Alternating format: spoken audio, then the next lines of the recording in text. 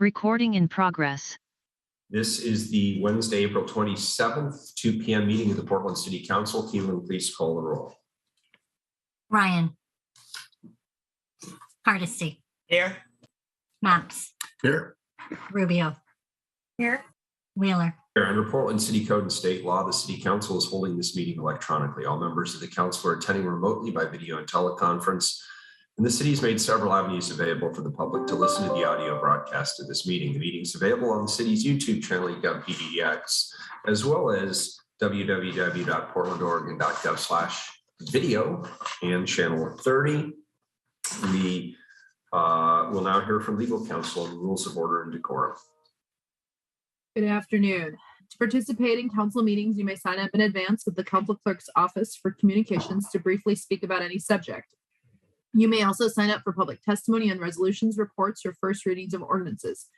The published council agenda at www.portland.gov/council/agenda contains information about how and when you may sign up for testimony while the city council is holding electronic meetings. Your testimony should address the matter being considered at the time. When testifying, please state your name for the record. Your address is not necessary. Please disclose if you're a lobbyist. If you're representing an organization, please identify it. The presiding officer determines the length of testimony. Individuals generally have 3 minutes to testify unless otherwise stated. When your time is up, the presiding officer will ask you to conclude. Disruptive conduct, such as shouting, refusing to conclude your testimony when your time is up, or interrupting others' testimony or council deliberations will not be allowed. If there are disruptions, a warning will be given that further disruption may result in the person being placed on hold or ejected from the remainder of the electronic meeting. Please be aware that council meetings are recorded. Very good. Thank you. One item this afternoon, item number 338, Keelan. Amend the comprehensive plan zoning map and Title 33 planning and zoning to comply with House Bill 2001 and Senate Bill 458. All right. First, we're going to hear about today's proceeding from our city attorney. There'll be nothing additional from what I just described. Thank you. All right, good. So, colleagues, this is obviously a hearing on the residential infill. Commissioner Hardesty. Thank you, Mayor. I just wanted to declare, I don't believe I have a conflict as I don't own any property in the city of Portland. I am a renter, but just due to an abundance of caution, I want to declare that I do not have a perceived conflict of interest. Very good. Thank you. So this is the hearing on the residential infill project number part 2, also known as RIP2. Colleagues, one moment, please. As many of you know, this agenda item was originally scheduled for council last Thursday. Due to the changes in the council members' schedules, there was no longer a quorum, so it is rescheduled for today. I'd like to thank everybody who signed up to provide testimony and the viewing public for your flexibility and patience regarding the schedule change. There are very few people that we would completely revamp our schedule for. The President of the United States is a notable exception. Before we begin the presentations, there's an opportunity for us to declare a conflict of interest or a perceived one. Commissioner Hardesty has just done so. I also want to announce that I own a property in a single dwelling zone. Properties in the single dwelling zones will obviously be impacted by this project. I have no plans and no intent to redevelop or change the use of my property. However, out of an abundance of caution, I'm disclosing this as a potential conflict of interest. Commissioner Ryan. I want to just say ditto, but I also want to announce that I own property in the R5 zone. Properties in R5 zone could be impacted by the RIP2. I have no plans or no intent to redevelop or change the use of my property. However, out of an abundance of caution, I am disclosing this as a potential conflict of interest. Thank you, Commissioner Rubio. I too own property in a single dwelling zone, and properties in the single dwelling zones will be impacted by this project. I have no plans and no intent to redevelop or change the use of my property. However, out of an abundance of caution, I'm disclosing this as a potential conflict of interest. Thank you, Commissioner Rubio. Commissioner Mapps. I missed the memo on this. I own property. I believe I have no conflict of interest here. And I don't have the formal language, but I have no space to redevelop anything. Works for me. Thank you. So, colleagues, this project is being brought to us by the Bureau of Planning and Sustainability. So I invite Commissioner Rubio to give opening remarks. Commissioner Rubio. Thank you, Mayor. I'm proud to introduce part 2 of the residential infill project to City Council today. This project completes the work started with the first residential infill project, which was adopted in 2020 and went into effect 8 months ago. This follow-up work is required in order for the city to comply with recent state legislative mandates to create additional opportunities for housing in single-dwelling neighborhoods and provide more home ownership options. This is important work to add more housing supply and diversity as we tackle the city's housing emergency. I'm eager to hear public testimony on the code proposals, but first I'd like to thank the Planning and Sustainability Commission for holding hearings and making amendments to strengthen this proposal prior to making their unanimous recommendation to us. I'd like to thank staff from the Bureau of Planning and Sustainability, as well as Environmental Services, Transportation, Water, Fire, Development Services, and for an impressive amount of work and collaboration. And finally, I want to thank those who've already submitted written testimony and those who will testify today. I am eager to hear all your thoughts. We are all eager to hear your thoughts. I will now turn it over to Donnie Oliveira, Interim Bureau Director for Planning and Sustainability, to introduce the project team. All right, thank you, Commissioner. Good afternoon, everyone. Donnie Oliveira, he, him pronouns, Interim Director for the Bureau of Planning and Sustainability. Residential Infill Project 2, aka RIP2, is back. It's another program that continues to demonstrate BPS's commitment to creating more tools to produce more middle housing in Portland. These proposals, along with the foundational work completed with the Residential Infill Project Part 1, recognize the changing housing needs of our city. The proposals will allow more ways for private investment to enhance our neighborhoods and create more opportunities for housing, both current and future Portlanders. We are excited to bring this package for Council's consideration, as the project not only meets the state compliance obligation, but puts Portland out in front as a leader in advancing innovative zoning solutions to our housing crisis. I'd like to express my appreciation for the RIP team, Sandra Wood, Morgan Tracy, Chen Buono, JP McNeil, and Phil Namini, for their incredible hard work and collaboration. They've invested time in listening to home builders, housing advocates, and our partner bureaus to create a proposal that meets our city's common plan goals and housing needs. Senior Planner Morgan Tracy will be presenting today. Also joining us today is Erica Thompson, Planning and Sustainability Commissioner, who will be sharing the Commission's recommendation. I would like to thank the PSC for the essential role they play in the Title 33 projects we bring to you. Their deliberations and considerations ensure that the proposal that you all receive have been thoughtfully vetted. And with that, I turn it over to Senior Planner Morgan Tracy. Thank you, Donnie. It's good to see you. So I'm going to, of course, always start with a presentation. And let me know if you can see that on your screens. All right, good afternoon. I'm Morgan Tracy, Project Manager for both Residential Infill Project Part parts 1 and 2.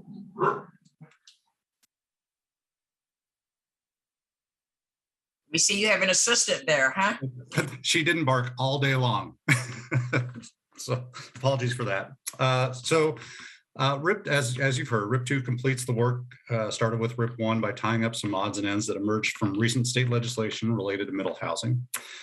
This is not a complete code overhaul like RIP 1. Instead, this project is focused on what is necessary to comply with the state requirements, while also expanding some of the other provisions in RIP 1 to low density single dwelling zone areas that were not previously included. So just what are those relevant state mandates? House Bill 2001, the Middle Housing Bill, requires that cities allow duplexes on all lots and other types of middle housing on most lots in residential areas. Senate Bill 458, the Middle Housing Land Division Bill, requires cities to allow middle housing to be divided into separate lots through an expedited land division process.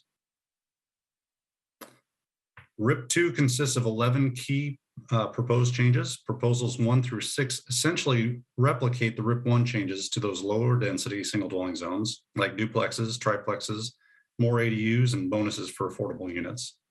Proposals 7 through 11 are the new things, the changes that will apply to all single dwelling zones, which I'll cover more in a moment.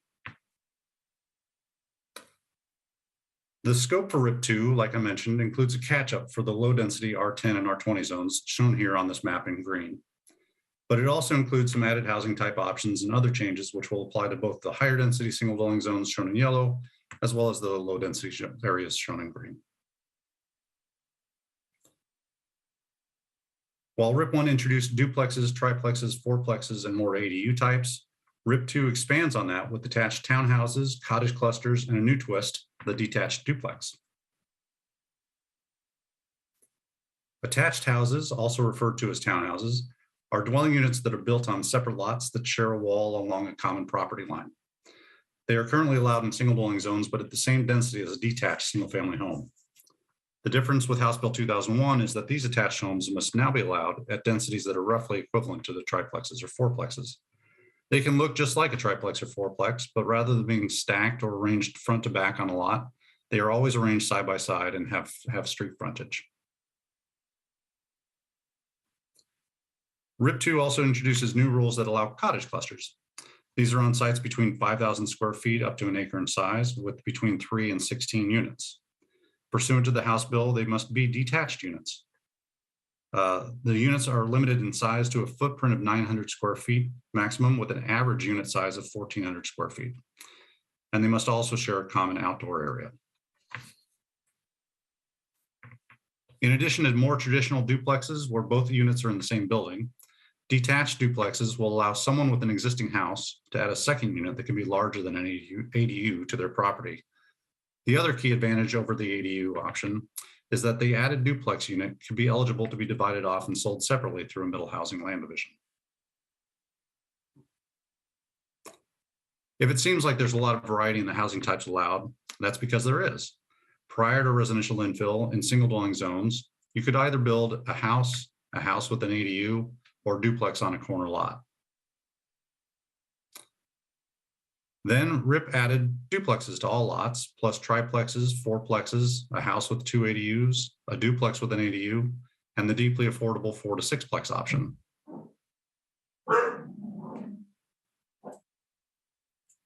RIP 2 picks up from there and adds attached houses, cottage clusters, and detached duplexes to the mix. In other words, we went from 3 types of housing arrangements to 12. Not all of these are required by the House bill. In fact, only duplexes, triplexes, fourplexes, attached houses, and cottage clusters are required.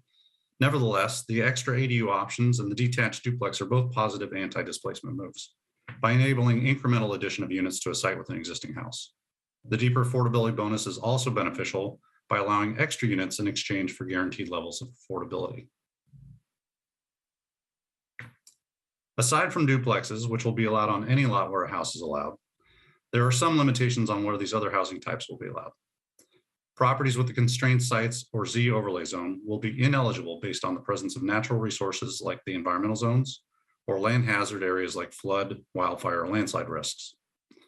Note that the landslide risk data in the comprehensive plan background report is also being updated to more current state data as part of this project. In addition to those natural resource or natural land hazard areas, there are small pockets in the Columbia corridor that may also be impacted by the airport noise agreement with the port, as well as areas reserved for future industrial uses, which are these small areas up in the Columbia corridor. Switching gears a bit from House Bill 2001, Senate Bill 458, the Middle Housing Land Division Bill, is a companion to that House Bill 2001. It specifies that certain types of middle housing like duplexes, triplexes, fourplexes, and cottage clusters be allowed to be divided so that each unit is situated on its own lot. It is an alternative to the condominium pathway for home ownership.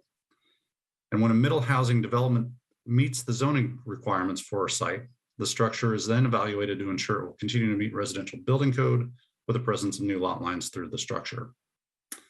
Each of the units must be served by separate utilities like sewer, water, and electricity. And only one dwelling unit is allowed per each lot, so ADUs are not permitted in these cases. What is particularly different with these land divisions as opposed to a regular land division is that the new lots have no minimum lot size requirements or street frontage requirements. Instead, the review will require the plat to show easements necessary for the utility and physical access.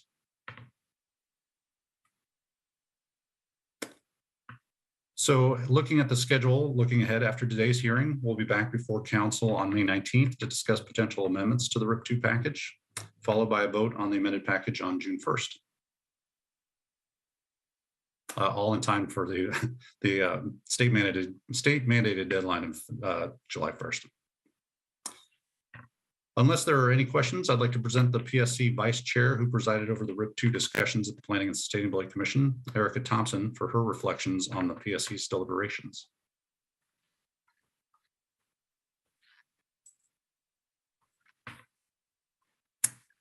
Erica? Oh, okay, I'll jump into it. Well, good afternoon, Mayor and City Commissioners. Thank you for the opportunity to share with you the Planning and Sustainability Commission's unanimous recommendation in support of the Residential Infill Project Part 2. My name is Erica Thompson, Vice Chair of the PSC, and I use she, her pronouns. I want to start by acknowledging the dedicated efforts of BPS staff working on this project, reiterating Donnie's recognition of Morgan, Sandra, JP, Phil, and Shannon specifically. As Morgan summarized, the primary objectives of this project were state legislation compliance and improving middle housing policy parity within the lower density R10 and R20 zones. To comply with the state legislation, this project needed to be conducted on a very aggressive timeline and remain focused in scope. The PSC heard public testimony from 27 people on December 14th, and we received 60 written testimonies. And among those, community desire for housing affordability was a prevailing theme. We heard from testifiers that there is a need for more flexibility in unit type, more streamlined development processes, and the need for equity in how density is distributed across the city. To balance the very real timeline needed for state compliance with the priorities we heard from the community, the PSC has proposed 3 substantive amendments to staff's proposal. The first amendment addresses possible trade-offs between managing wildfire risk with the equitable distribution of density in the city. Acknowledging that current wildfire risk is informed by 20-year-old maps, the PSC's amendment is an interim solution where higher density residential zones that were previously included in RIP 1 remain unencumbered by wildfire risk maps, while the lower density zones that are currently not eligible for RIP remain constrained until updated maps and risk analysis is available. The benefit of this approach is that we minimize the back and forth code changes to a given parcel and zone, which can be very disruptive to development. But we recommend that the city consider this issue as part of a larger wildfire mitigation strategy and revisit it once the updated maps are available.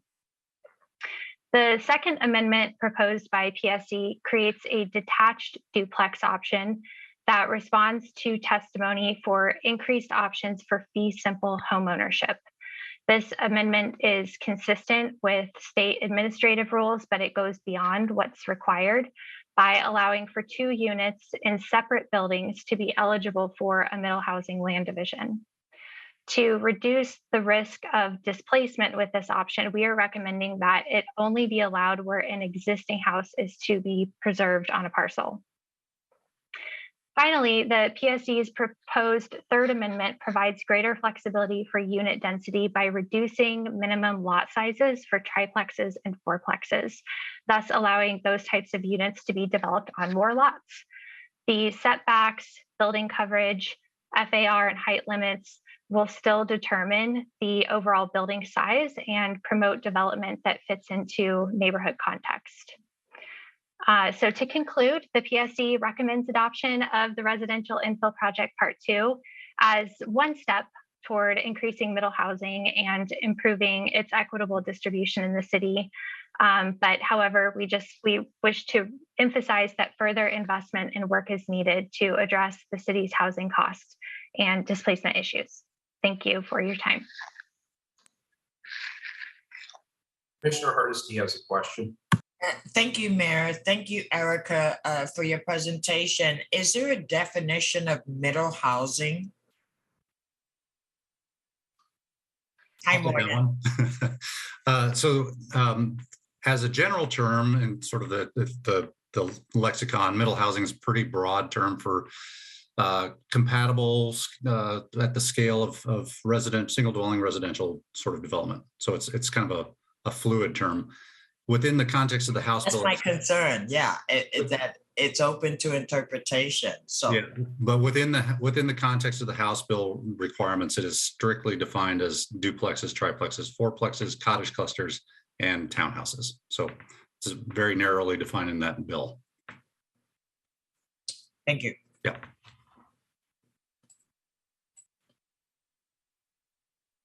Does that complete the presentation? Yes, Mayor. All right, very good. So unless my colleagues have any further questions right now, we'll get to public testimony. Keelan, it's my understanding we have about 70 people signed up. Is that correct? Yes, that's correct. All right. So in order for us to get this done today and have the opportunity to hear from everybody today, we will limit public testimony to 2 minutes. That goes quickly. Trust me. But at the end of 2 minutes, Keelan will mute you so that we can get everybody in who is signed up. We want to hear from everybody who's signed up. So at this point, please note that if you hear your point made by another testifier, you don't need to repeat the whole point. You can just say, I agree with fill in the blank when they were talking about fill in the blank. If you are a group who are testifying, I would request that you consider consolidating your remarks and just saying you represent a group of 25 people or whatever, and you're a coalition and you're in complete agreement on this subject, that's fine. And so I think with that, I'll just turn this over to Keelan to administer us from this point on. Thank you. Thank you, Mayor.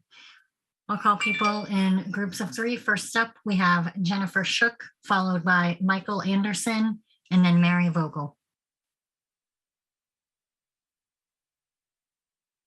Go ahead, Jennifer. Okay, sorry. Hello, my name is Jennifer Shook. I'm here today representing Portland Neighbors Welcome. The Residential Infill Project was an ambitious initiative that positioned Portland as a model for missing middle housing policies. RIP 2 presents an opportunity for the city to fulfill the promises of RIP and create more homes in the city's residential neighborhoods. If passed, RIP 2 will encourage more opportunities for home ownership and wealth building through fee simple lot division and the legalization of detached duplexes. But there's still more that the council can do to maximize the benefits of RIP 2. The council should support the plan being put forward by Habitat for Humanity, Proud Ground, the Build Small Coalition, and others to allow for townhome-style sixplexes. In a survey conducted by PCRI, members of displaced communities emphasize the importance of front doors, porches, and private backyards. It's not enough to simply build housing. We must make sure that we're building housing that suits the needs of the people who need it most. In addition, the council should increase fourplex FAR by 0.1. This will encourage the construction of more fourplexes and will allow developers to build more family-sized units, which the city desperately needs. Unlike in smaller plexes, ground floor units and fourplexes are required to meet FHA accessibility standards. This includes features such as accessible building entrances and removable base cabinets. The city's overall housing shortage has resulted in displacement and rising rents, but there's a much more severe shortage of accessible units, which accommodate seniors, disabled Portlanders, and their friends and families. Fourplexes are one of many crucial tools we need to leverage to address the housing shortage. Encouraging more of them is an important step in the right direction. We urge you to pass RIP 2 with these small changes to 6-plex and 4-plex structures. Thank you for your time. Next up, we have Michael Anderson. Hi, my name is Michael Anderson. I'm a senior researcher with Sightline Institute, or a regional sustainability think tank. I'm also speaking to you today as someone who is 1 year older than he was last year and whose parents are 1 year older than they were last year. My mom was an occupational therapist. She worked with people who have mobility challenges. As a result, my parents think a lot about their own aging, and they've been living in a wheelchair-friendly home since they were in their 50s. I bring up my parents because they're part of the wave that you can see on this chart. It shows the number of Oregonians who turn 75 each year. The very first baby boomers turned 75 last year. Among Americans over 75, 1 in 3 has mobility disability. This chart shows an unprecedented wave. The human race has never seen anything like it. And I can guarantee this, my parents are not normal. Most baby boomers are living in homes that aren't built for wheelchairs. We as a society are about to be in desperate need very soon of thousands more disability accessible homes every year. Once that happens, those of us that in that need are going to find ourselves competing against each other for the relatively few homes that are accessible. Fortunately, federal law mandates that structures of at least 4 homes have higher accessibility standards, and Portland legalized fourplexes last year. Unfortunately, wheelchair-ready homes require a little bit bigger bathrooms, and the current size cap for fourplexes makes that hard. But the proposed amendment from Disability Rights Oregon, AARP, Habitat, Sightline, and Portland Neighbors Welcome would allow that extra floor space. That size bump would also slightly incentivize at zero public cost the decision to build a more accessible fourplex rather than the oneplexes that have been Portland's most common project on those lots since fourplex legalization. Fourplexes have greater public value than oneplexes, duplexes, or triplexes, in part because they will be more accessible. Our zoning code should reflect that.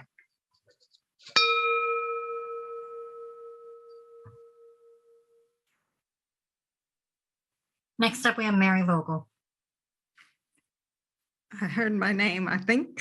I'm having a problem with the hearing, but in any case, okay. So I'm Mary Vogel, testifying for myself and my small business, Plan Green. I support the testimony of Portland Neighbors Welcome with one friendly amendment, RE co-op housing. I've usually testified as a policy advocate for Portland Small Developer Alliance, but today I'm testifying as a person who needs and deserves security, equity, and legacy in my own housing. Small developer Andrew Heben prepared the property tax problem solution paper on the screen. Heben develops in the Eugene area, but he has said that he would consider building a 6-plex here in Portland based upon your decisions on RIP 2. We are both on the steering committee of Oregon Co-op Housing. Please read the entire one-page paper. I've taken one quote that may answer some of your questions. Next slide, please. Unlike traditional home ownership, in a housing co-op, each member signs a proprietary lease with a co-op and pays a monthly rent to the co-op in exchange for exclusive rights to a specific dwelling unit. Or in other words, it operates similar to rental housing. It just happens to be collectively owned by the people who live in the housing. I urge you to pass RIP 2 with the amendment suggested by Portland Neighbors Welcome, Jennifer and Michael, and whoever else, and Luke Norman perhaps. On a personal note, after a 7+ month HUD recertification ordeal for my apartment, I believe that 6-plex co-op offers one of the few solutions out of what has been a torturous process where I have felt treated like a criminal every step of the way. It offers me a way to get back to having more control over my life and doing what I love, housing, green infrastructure policy, and its implementation. Thank you.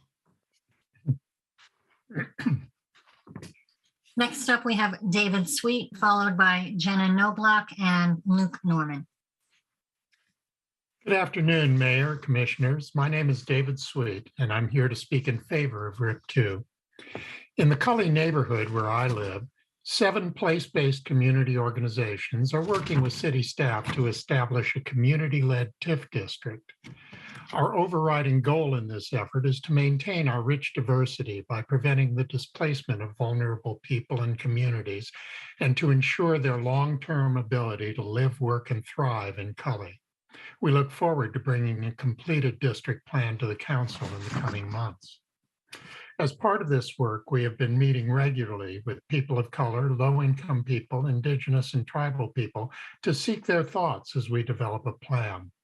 A recurring theme of these meetings is the desire to own a home for housing security and the opportunity to build generational wealth.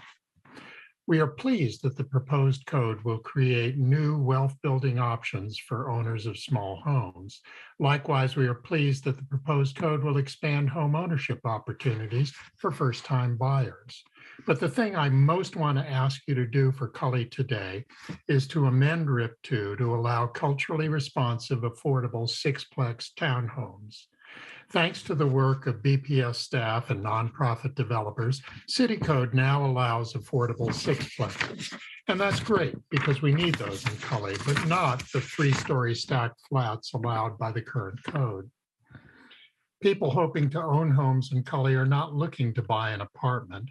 They want a home with a front door and a porch and a bit of yard, like I do. I live in an attached townhome and I love it.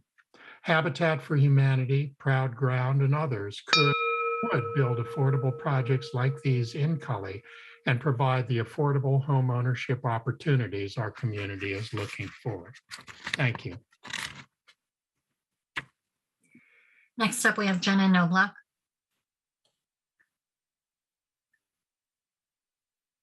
Jenna, you're muted. Sorry for the weird background. My name is Jenna Knobloch. I'm a resident of Southeast Portland and I am a renter. And I am not going to repeat, but I agree with a lot of the previous points. I think this is a really important next step for increasing the supply of housing by increasing the density of housing. And I agree with the points from Portland Neighbors Welcome that we really need to maybe even take this a step further and make a couple small changes that would allow townhomes. Coming back to Commissioner Hardesty's point earlier, the way I like to think about middle housing is having a diversity of housing that is tailored to the diversity of households that we see in Portland. And I think townhomes would be a really important way to do that.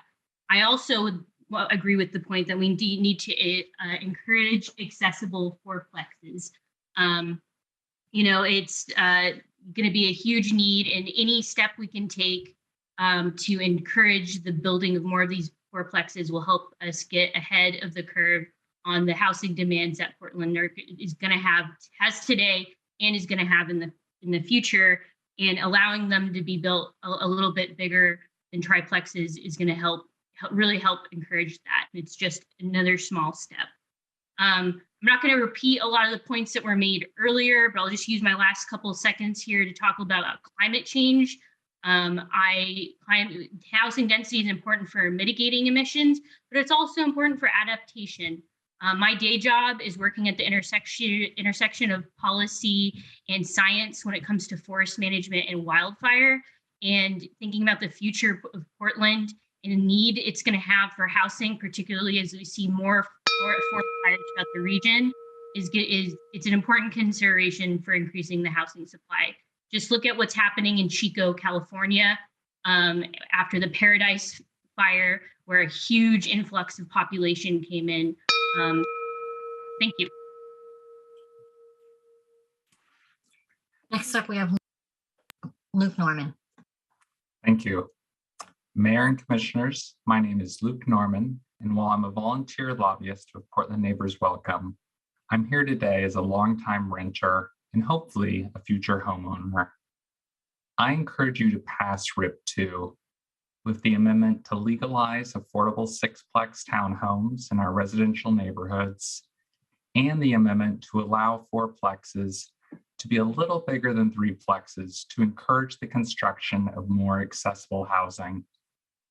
My family recently learned how suddenly accessible housing can become essential when my father required immediate surgery that prevented him from leaving his house independently, since my childhood home did not have any step-free and accessible exits.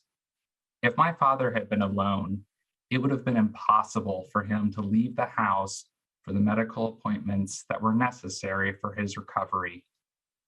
As Portland population ages, there will be more people like my father who will need accessible housing to simply be able to leave their homes every morning. By encouraging more fourplexes, Council will support the creation of more homes that meet the Fair Housing Act's accessibility requirements. This is a small but important step to ensuring all Portlanders can continue to live and thrive in our community, regardless of age or ability. Thank you.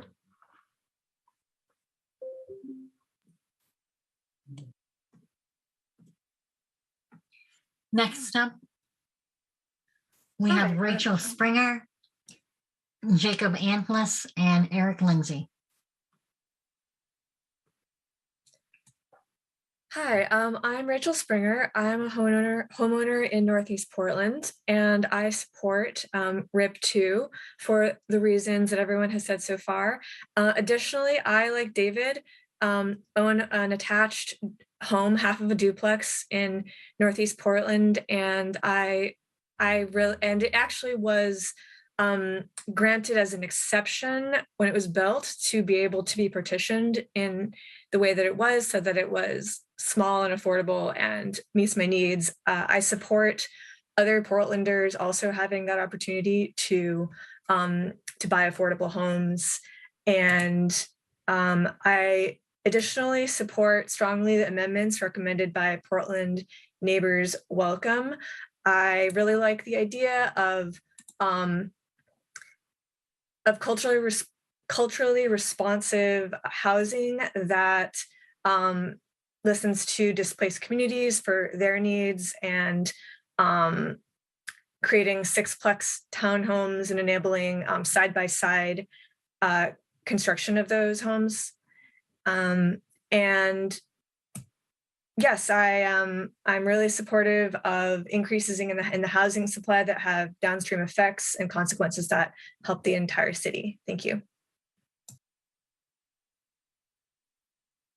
Next up, we have Jacob Antlis.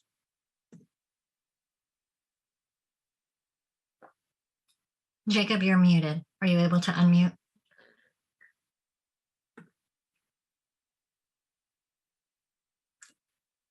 Why don't we go on to Eric Lindsay?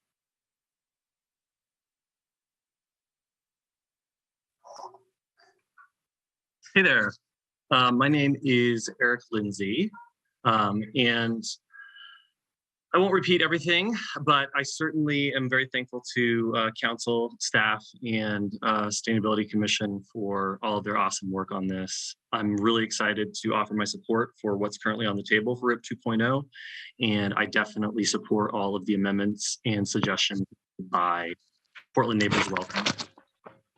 Additionally, I think that the FAR fourplex bump of 0.1 is really key to moving more of those oneplexes that are being developed into fourplexes that are affordable to a lot more people and generate a lot more housing. I also just want to, that being said, I want to talk about how I wish RIP 2.0 was going further. I'm currently working myself. I'm a little bit of a small-time developer on what I hoped would be a fourplex, but it's going to be a triplex, and we were hoping to build another 2-bedroom, 800 square foot unit in Overlook, a couple blocks from the Max, a couple blocks from a whole bunch of different employers.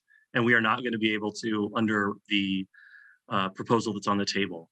There are lots of constraints that are, from a developer's perspective, are hard to understand. Things like if it's attached or not attached, or kind of different rules for configurations that make it really difficult to put fourplexes on sites that currently have housing and preserve that home, which is what our attempt was to do. So when you're considering future policy, I would encourage you to make policy that allows for flexibility so that any given site is more likely to be developable into a fourplex, offering the maximum amount of housing in really high opportunity. Thank you so much for your time this afternoon. Let's try Jacob Antlis again. All right, can you hear me? Yes. All right, hey council, my name is Jake Antles. I live in a cottage cluster in the Coley neighborhood. A couple of weeks ago, I was walking my dog through Fernhill Park, and I witnessed this lovely interaction relevant to our hearing today. A couple and their child were playing soccer and chatting with a neighbor walking by. And I was touched by the exclamation, "We are over here all the time and hardly ever use our own yard." I appreciate that RIP 2 will allow more homes near our beautiful parks and schools. You really can't get a much safer route to school than across the street. RIP 2 changes advocated by Portland Neighbors Welcome will increase the number of these affordable homes on the market next year, but also importantly 50 years from now. Increasing the floor area ratio for fourplexes will further incentivize the construction of these homes, providing opportunities for accessibility, green space access, flexible family structures, climate change adaptation, and affordable homeownership. Policy reporter Jerusalem Denzis said it perfectly at a local housing conference recently. A lack of opportunity is a lack of freedom. And as far as housing goes, we are clearly in a crisis of opportunity. To maximize all these years of hard work on the residential infill projects, I encourage you all to adopt the changes advocated by Portland Neighbors Welcome, which includes the changes allowing affordable sixplex townhomes and the floor area boost for fourplexes. Let's incentivize family-sized homes near parks, schools, and other opportunity adjacent places. Zoning changes are an inherently slow and blunt instrument to create more livable Portland. As policymakers, I hope you will all continue to push for more policies that are even more transformative and speedier than this one. Thanks. Next up, we have Douglas Klotz, followed by Mary Hill and Jonathan Greenwood. Hi, Mayor Wheeler and Commissioners. My name is Doug Klotz. I support all the changes in RIP 2 and the amendments proposed by Portland Neighbors Welcome. I support the joint letter from Portland Neighbors Welcome, Disability Rights Oregon, AARP, Sightline, and Habitat for Humanity. I also support the further detailed amendment suggestions from the Build Small Coalition, which includes Habitat and Proud Ground. As Jennifer Shook explained, about the culturally responsive sixplexes are definitely something that we should allow, which would include side-by-side units with ground floor entrances, oriented to face a walkway. The allowances for more units per lot can actually have the effect of reducing tree loss.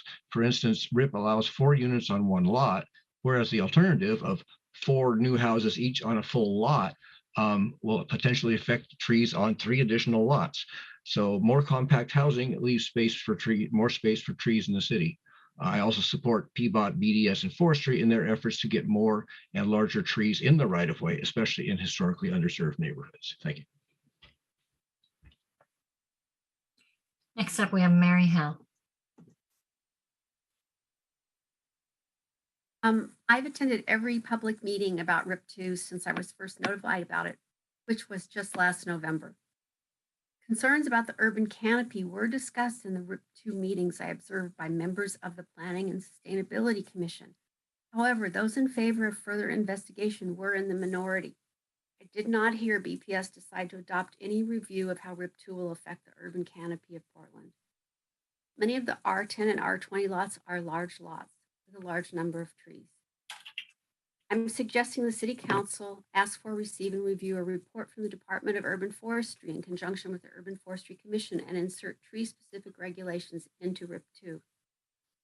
One way that RIP 2 will affect the retention of large trees is the 5,000 square foot lot size exemption in the current tree code, since RIP 2 encourages the division of lots. Another item to review and update is the need to leave large enough unpaved areas to accommodate planting of large form trees. Another loophole is that builders still have the option to pay a fee to remove or not plant trees. Why not create an incentive for builders to retain all trees greater than 20 inches in diameter? I understand the need for more affordable housing, and I'm in favor of it, truly. But I urge each of you to not overlook investigations into the impact of RIP2 on the urban canopy in Portland. This is now a climate change issue. With historic heat waves in 2 recent summers, areas with greater tree canopy stayed cooler. This is also an equity issue. If RIP2 actually succeeds in creating more affordable housing, new buyers who are less resourced deserve large form trees. Finally, I'm going to speculate, due to climate change, that in the long run, residential buildings with large form trees will be worth more to. Thank you. Next up, we have Jonathan Greenwood. Hello, I am Jonathan Greenwood. I believe council should support RIP2 because it increases homeownership opportunities for first home buyers by allowing fee simple lot division for middle housing, and it enables more people to take advantage of the wealth building opportunities associated with ADUs by legalizing detached duplexes. Following along with Portland Neighbors Welcome, I believe council can improve RIP2 by legalizing culturally responsive, affordable 6-plex townhomes and encouraging accessible and family-sized 4-plexes by increasing 4-plex FAR by 0.1. I want to say I support any measure that increases density in Portland. RIP2 goes a ways to making this reality. However, I believe we should be building density in any neighborhoods in the same way we build density along corridors. We need complete dense communities all over the city. This will make it easier to live car-free and build more robust public transit. So while RIP2 increases the possibility of density, we need to go farther. Thank you.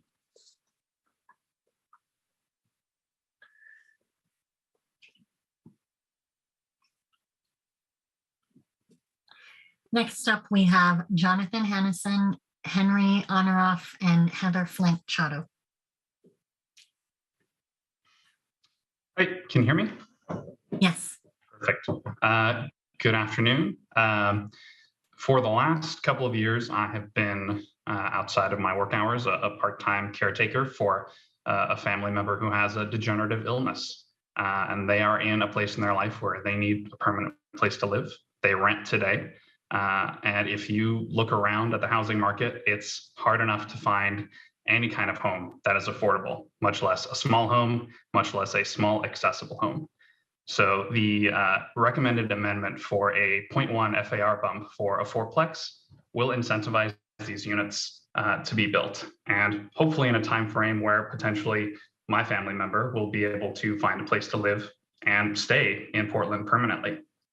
When we do these kinds of zoning amendments, you know, we're having a fast follow here for RIP2, which is great, but we do this in the, term of decades, tens of years.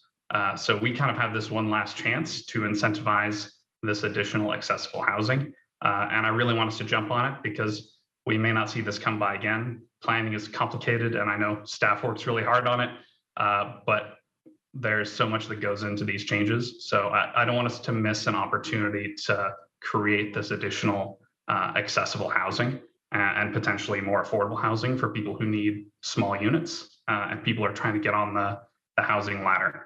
So please consider this amendment. I think it's going to have a huge impact, and we really do have a limited time window here to implement this kind of impactful change. Thanks for your time. Next up, we have Henry Honoroff.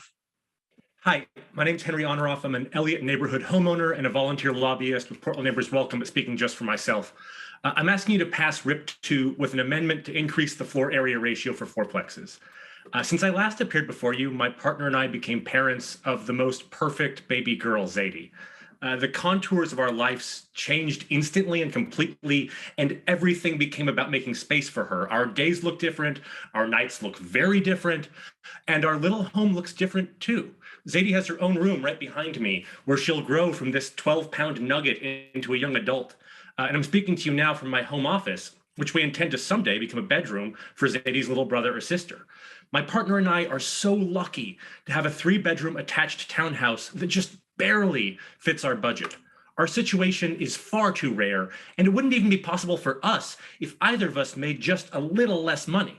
That's because the housing market is not producing 3-bedroom housing for the middle class. Single detached houses have more than enough rooms, but cost a fortune. Apartment buildings are producing decent options for single people and couples who certainly need homes too, but new 3-bedroom homes at a working class or middle class price might as well be unicorns. You can help fix that with an extra FAR bump for fourplexes. The first round of permit data is in, and some fourplexes are getting built, which is exciting. But under the current FAR cap, it's often hard to create spaces for families of 4. With the proposed FAR bump, it'll become possible to take a standard R5 lot and build a fourplex with 3-bedroom, 1,000 square foot homes. They can be cheaper than triplexes because the cost of land is divided 4 ways instead of 3, and they'll be big enough to humbly but comfortably house a family like ours. This is a little tweak that could make a big difference for Portlanders who want to raise our families here. Please pass RIP 2 with the increased FAR for fourplexes. Thank you very much. Next up, we have Heather Flint Chatto. May I share my slides? Thank you.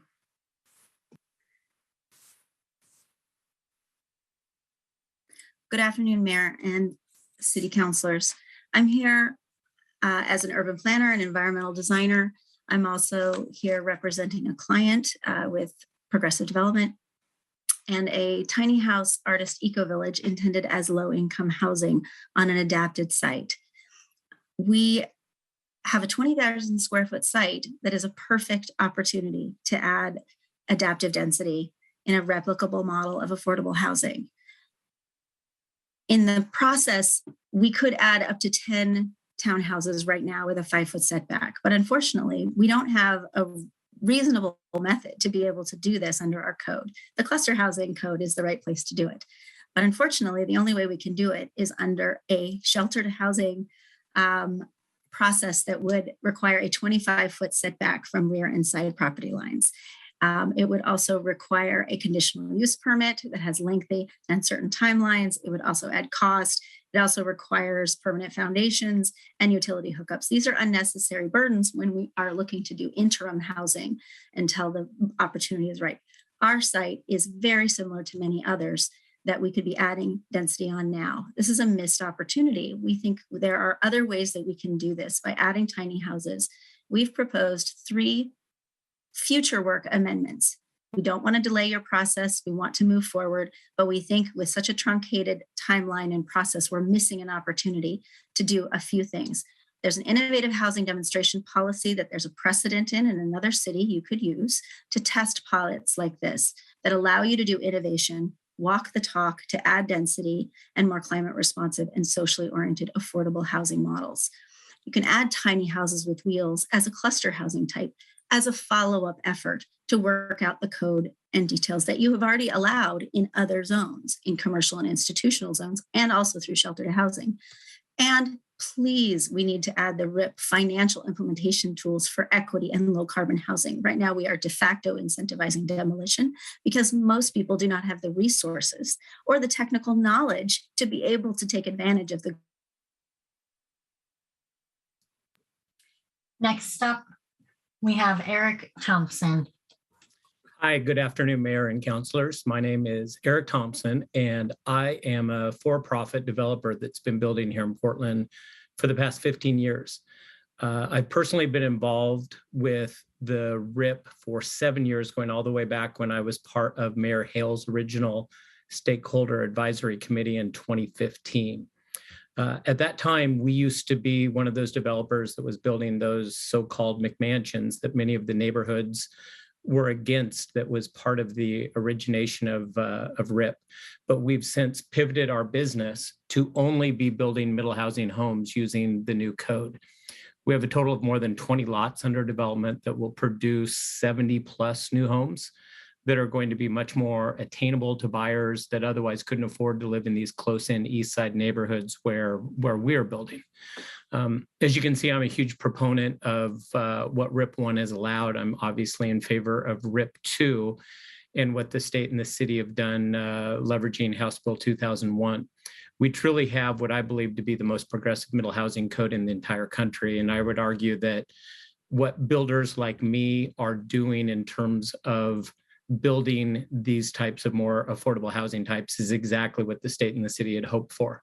That being said, the code still needs some tweaks to create more family housing. The current code effectively limits us to 2-bedroom homes, especially when it comes to fourplexes. And these fourplexes are the most affordable housing form that we can build under RIP. So out of those 70 new homes that we're building, none of them technically are family homes because none have 3 bedrooms.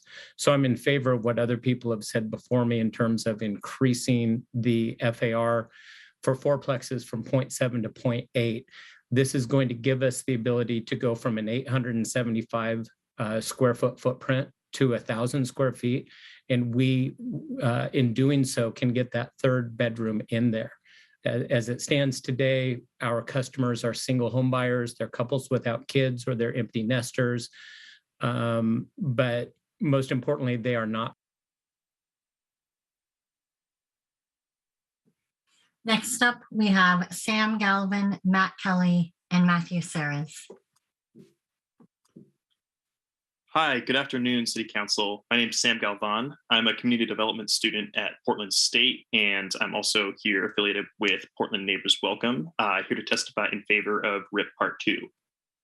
As a college student, I have firsthand experience, navigating, trying to find a place in our region's dysfunctional housing market. RIP 1 was awesome. That was the first time I testified at City Council. I'm glad to be back here doing it again for RIP 2. There's a lot of good stuff in RIP 2 as it stands, but the amendments that a lot of Portland Neighbors Welcome folks have been advocating for here are really important, and I would love to see those make it into RIP 2.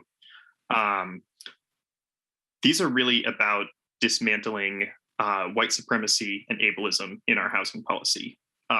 It's Black members of the Black community who are requesting the townhome style 6plexes, cultural responsive housing. That's what it is. The FAR bonus for the 4plexes is important because, there's that accessibility standard that gets triggered once you have 4 units, and without that in there, without the bonus for FAR, those standards are going to deter some developers. So we really, really need this. A lot of folks have said this already. It's super important. We need to get to a point where we take our current housing policy, which favors and normalizes white, able-bodied, middle-class homeowning families. Although, as Henry pointed out, even a lot of those folks can't afford that anymore. We need to accommodate other people. We need to accommodate more diversity. There's no silver bullet. Like RIP 1, this is not going to solve these issues, but it's going to dismantle barriers to solving these issues. So I think that's super important. I really hope that it gets passed this way. Thank you so much for your time and consideration. Next up, we have Matt Kelly. Hi, my name's Matt Kelly. I'm a City of Portland employee, but I'm representing only myself, and I took time off to prepare my testimony and deliver it today. I support the residential info update, and I encourage you to adopt the amendments supported by Portland Neighbors Welcome. One thing I like about this project is that it allows people without much money, but who have some land to help address our city's housing needs. I happen to be one of those people. My wife and I were lucky enough to be able to afford to buy a home a couple years ago in the Buckman neighborhood. The home we have is 784 square feet, so it's pretty small, doesn't have a driveway. So we have what feels like a ton of land, more than 4,000 square feet, and a part of Portland where it's possible to walk, bike, or take transit most places. We've done our best to make use of all that land, and most recently, we built a structure in our front yard for 3 pet ducks.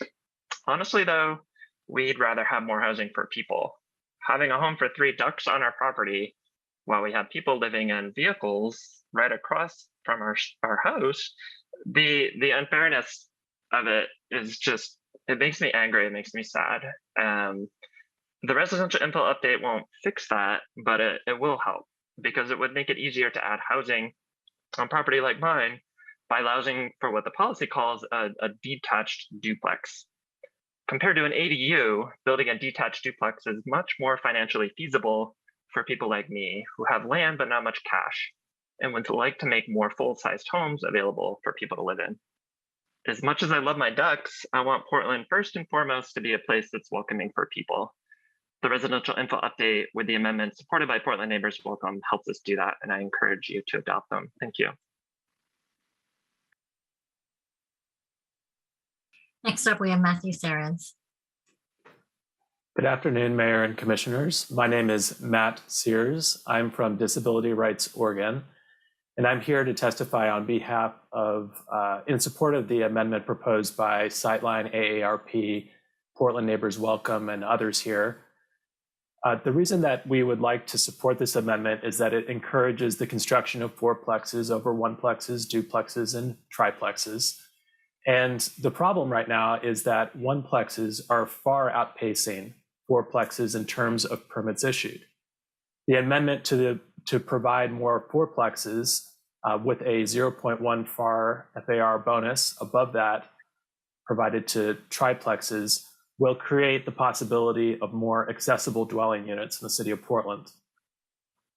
Promoting more accessible dwelling units is really a key for people with disabilities and aging Oregonians. There's currently an extensive shortage of accessible dwelling units in the Portland metro area, and that will only increase over time. The benefit of this fourplex incentive is that the Fair Housing Act design and construction standards only apply to structures with 4 or more dwelling units. In other words, the Fair Housing Act accessibility requirements do not apply to oneplexes, duplexes, or triplexes. Additionally, this increased proximity and smaller, more affordable units that are made available by the fourplex incentive will benefit persons with disabilities who typically need smaller, more affordable units. And so Disability Rights Oregon is asking that the City of Council incentivize accessible fourplexes and add value for the residents with disabilities who will be there and dwelling in them. So thank you so much for your time today and my opportunity to testify. Thank you. Next up, we have Madeline Kovacs, Cole Peterson, and Douglas Macleod. Okay, good afternoon, and thank you very much, Mr. Mayor, Commissioners. My name is Madeline Kovacs, and I'm testifying on behalf of the Build Small Coalition members who signed our joint letter with input from progressive and nonprofit developers who are actively working to deliver the housing types under discussion today. Our letter was submitted into the record on April 14th, if you want to take a look. Staff and all who have worked on both RIP projects should be proud. Portland deserves so many accolades for not only legalizing middle housing, but also for helping change the conversation nationwide, embracing our collective responsibility to house our full community affordably, even if that means change on your own block sometimes. However, if we technically legalize it, but leave too many barriers in place and don't offer truly meaningful affordability incentives, we will fall short of our potential to give as many Portlanders as we could the homes that they need. As a group of experts and practitioners, we offer a bit more technical detail on the same key changes and a few more that you are hearing from community today. Primarily, ensuring that our development standards and land use procedures will actually deliver deeply affordable homes, especially for first-time homeownership. Key recommendations include graduated FAR for fourplexes. You will continue to hear more about that today, I'm sure. We also support development standards as requested by PCRI, Habitat for Humanity, and other nonprofit partners to deliver both stacked flats and townhome style plexes to ensure full utilization of the deeper affordability bonus for homeownership. These standards will allow flexibility on a standard R5 lot to meet community specific needs and preferences, whether that be one's own front door in a townhome or a fully accessible ground floor in a stacked flat. Accompanying these Plex standards, we recommend allowing affordable attached homes or townhomes and permitting fee simple ownership of townhomes through the expedited middle housing land divisions. This has the added benefit of fully implementing SB 458 and HB 2001, which explicitly named townhomes as a middle housing type eligible for a middle housing land division. This would also bring Portland into full compliance with Next up, we have Cole Peterson. Hey, everybody. Thank you for hearing me out today. First, I wanted to say, how are we going to solve the housing crisis if none of the city council members are going to add any housing units when given such a bounty of opportunities to do so?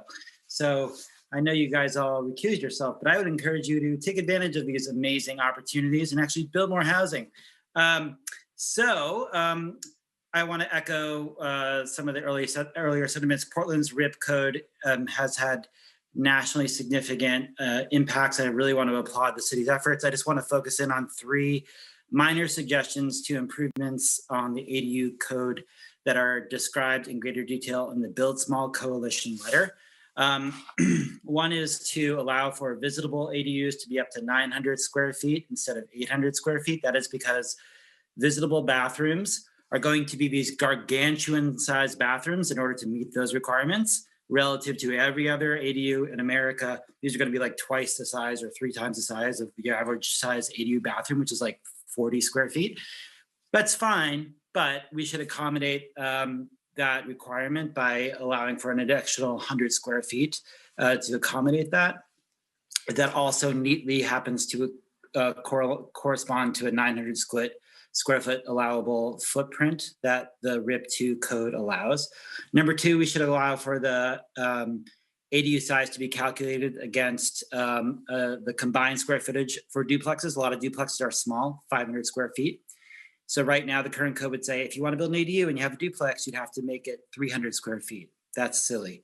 We should use a collective square footage between the 2 ADUs and allow people to build up to that 75% threshold, which would be 800 square feet if you have 2 units. The third thing is we should allow for ADU fairness by allowing 800 square feet for all properties, not just properties that happen to have a larger house.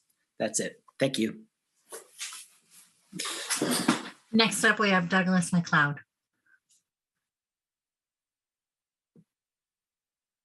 Douglas, you're muted.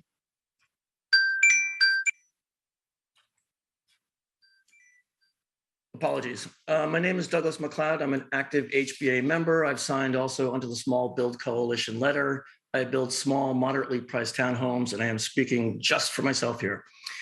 ADUs are too small. I echo what Cole is saying, but I think they should be bigger.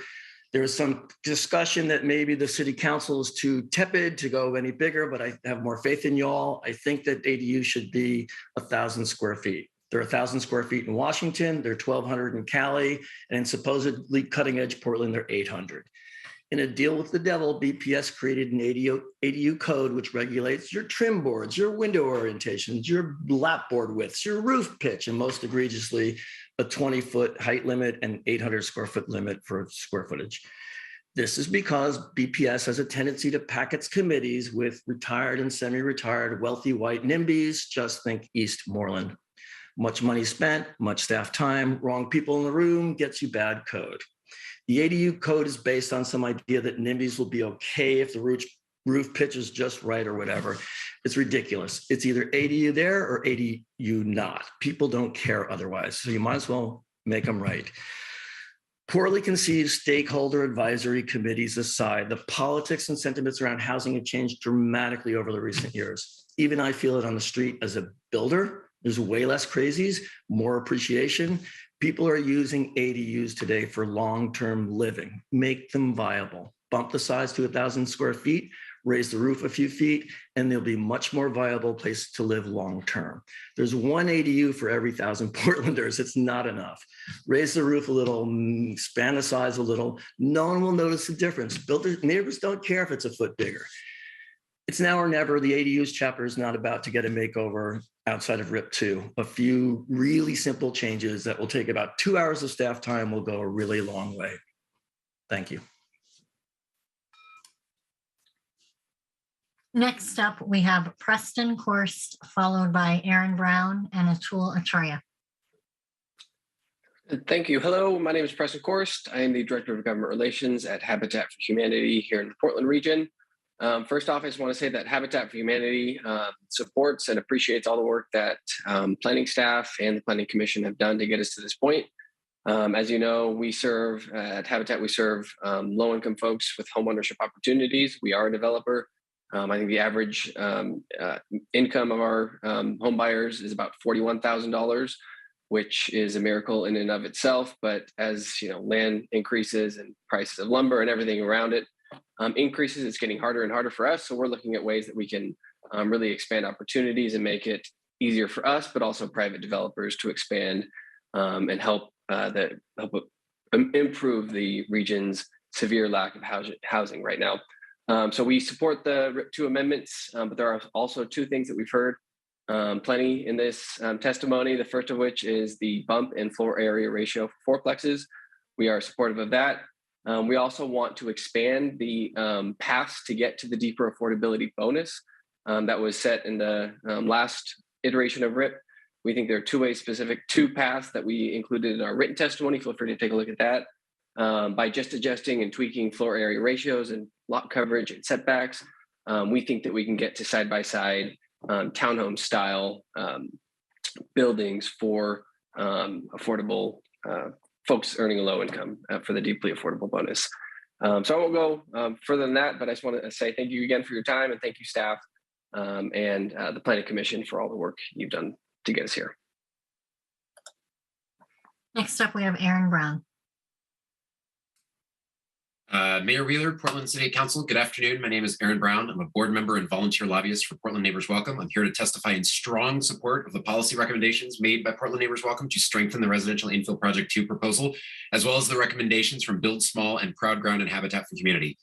A couple of weeks ago, Portland Neighbors Welcome hosted a conference with over 300 pro-housing advocates from across the country.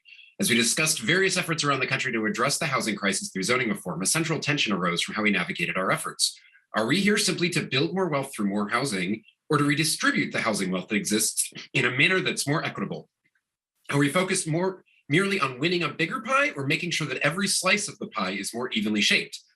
My conclusion is that we have to do both, and it is with this question at the foreground that I am testifying to support these policy recommendations. We have an opportunity to not only create more homes, but to provide the specific policy incentives to ensure that these new homes are put in the neighborhoods that have been historically exclusive and off limits. This is the policy that helps spur racial and socioeconomic integration in our neighborhoods, in our schools, in our communities, in our lives. More growth and more sharing of said growth. What's not to love? I also really want to emphasize, we need your leadership now. This tweak to fourplexes is necessary now because we are unlikely to have another bite at this apple anytime soon. This is your opportunity to ensure that this nationally recognized step that Portland has taken forward is as productive and valuable as possible. Please go big now and do not miss this opportunity. I will make the closing remark that I hope the City Council hears this loud, vigorous, organized voice in support of more housing and rises to that challenge. What drives 70 Portlanders to come out and spend their Wednesday afternoon testifying in near unanimous support about a wonky zoning change? It's because we have a housing crisis. We desperately want to see more action from our civic leaders, and we are organized and able to do whatever it takes to give you each the political cover to support bold action for increased housing supply and increased housing affordability and increased housing accessibility. We have your back, Portland City Council, and we hope you have ours. Thank you for your time. Next up, we have Athul Acharya. Good afternoon. My name is Athul Acharya, and I am on the board of Portland Neighbors Welcome, although I'm here in a purely personal capacity. I'm here to testify in support of RIP 2. RIP 1 legalized middle housing. RIP 2 will let people build middle housing that they actually want to live in, like full-size detached duplexes, and on fee simple lots. I'm also testifying in support of the amendments supported by Portland Neighbors Welcome, specifically allowing for exceptions to the red tape that Habitat for Humanity and other affordable housing providers have suggested, and also in support of increasing the FAR for fourplexes by 0.1. This goes back to making sure that middle housing actually gets built by making sure it pencils, and also that it pencils to make it accessible. Thank you, and please vote for those amendments. Next up, we have Tim McCormick, followed by Brad Baker and Eldo Varghese. Good afternoon, Mayor and Council members. My name is Tim McCormick, and I'm here representing Housing Alternatives Network. What I'd like to focus on, in addition to supporting the amendments offered by other people, is what I think is a big opportunity for very low cost, rapidly achievable, very affordable and adaptable housing by allowing movable housing in cottage clusters. This approach is highly suited for many houseless and lowest income people on the scale of thousands at a price that's only a tiny fraction on the order of $10,000 to $20,000 a unit compared to up to $500,000 for other housing approaches. I call your attention to last week's Willamette Week, which you probably all saw. Michael Anderson of Sightline was asked to propose 5 ways to make housing more affordable in Portland. Number 5, normalize rolling homes. Now, as you may remember, movable housing of this type was fully vetted and legalized in sheltered housing continuum last year. It could be easily added to RIP by simply allowing cottages and clusters to follow the same rules. However, this option, while simple, was essentially ruled out of scope at the outset of this project. So what can we do to reopen this door for this potentially huge opportunity? What we can do, I propose, is echoing Heather Flint Chatter's proposal, create 2 future work amendments, essentially directing planning and other agencies to create a project track investigating this for future. And secondly, in particular, as Heather proposes, we can create an innovative housing demonstration program to allow a few pilot projects per year, such as Art Farm, to proceed and demonstrate the possibilities. We need to open the door to everything because we're in a crisis that demands all of our imagination. Thank you. Next up is Brad Baker. Good afternoon. I'm Brad Baker. I am the chair of Elliott Neighborhood Association's Land Use and Transportation Committee. We wrote a letter in support of RIP2, and I'm not going to read you the whole thing. I will save you the time, and I'll just give you a quick summary. We are strongly in support of RIP2. Everybody on the board voted in favor. We also support the minor amendments by affordable housing groups to allow up to 6-plex townhomes and to increase FAR for 4-plexes by a small amount. All that said, we really need to be doing more. This is the scope of the crisis right now is huge, and we need to be doing everything we can to end it. We need even more flexible zoning, and we also need to explore more cost-effective building codes. And that's it. Thank you so much for your time. Next up, we have Eldo Varghese. Hello, my name is Eldo Varghese. I'm a homeowner in Northeast Portland. I am speaking in favor of RIP2 and the amendments that the individuals from Portland Neighbors Welcome have already spoken about. Thank you.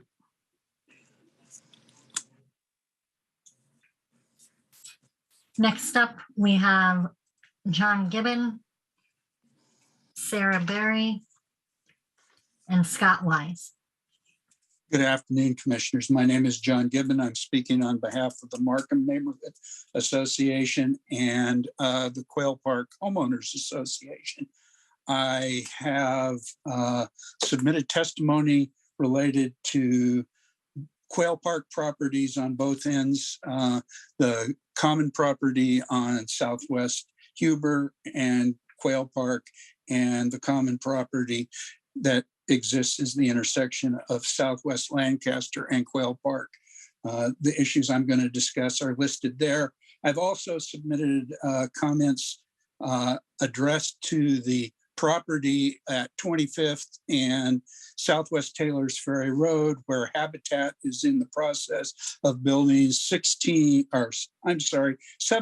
single-family style homes in a condominium format, which the neighborhood supports and serves as a springboard for my comments related to support for the Planning Commission's action to deal with the wildfire issue.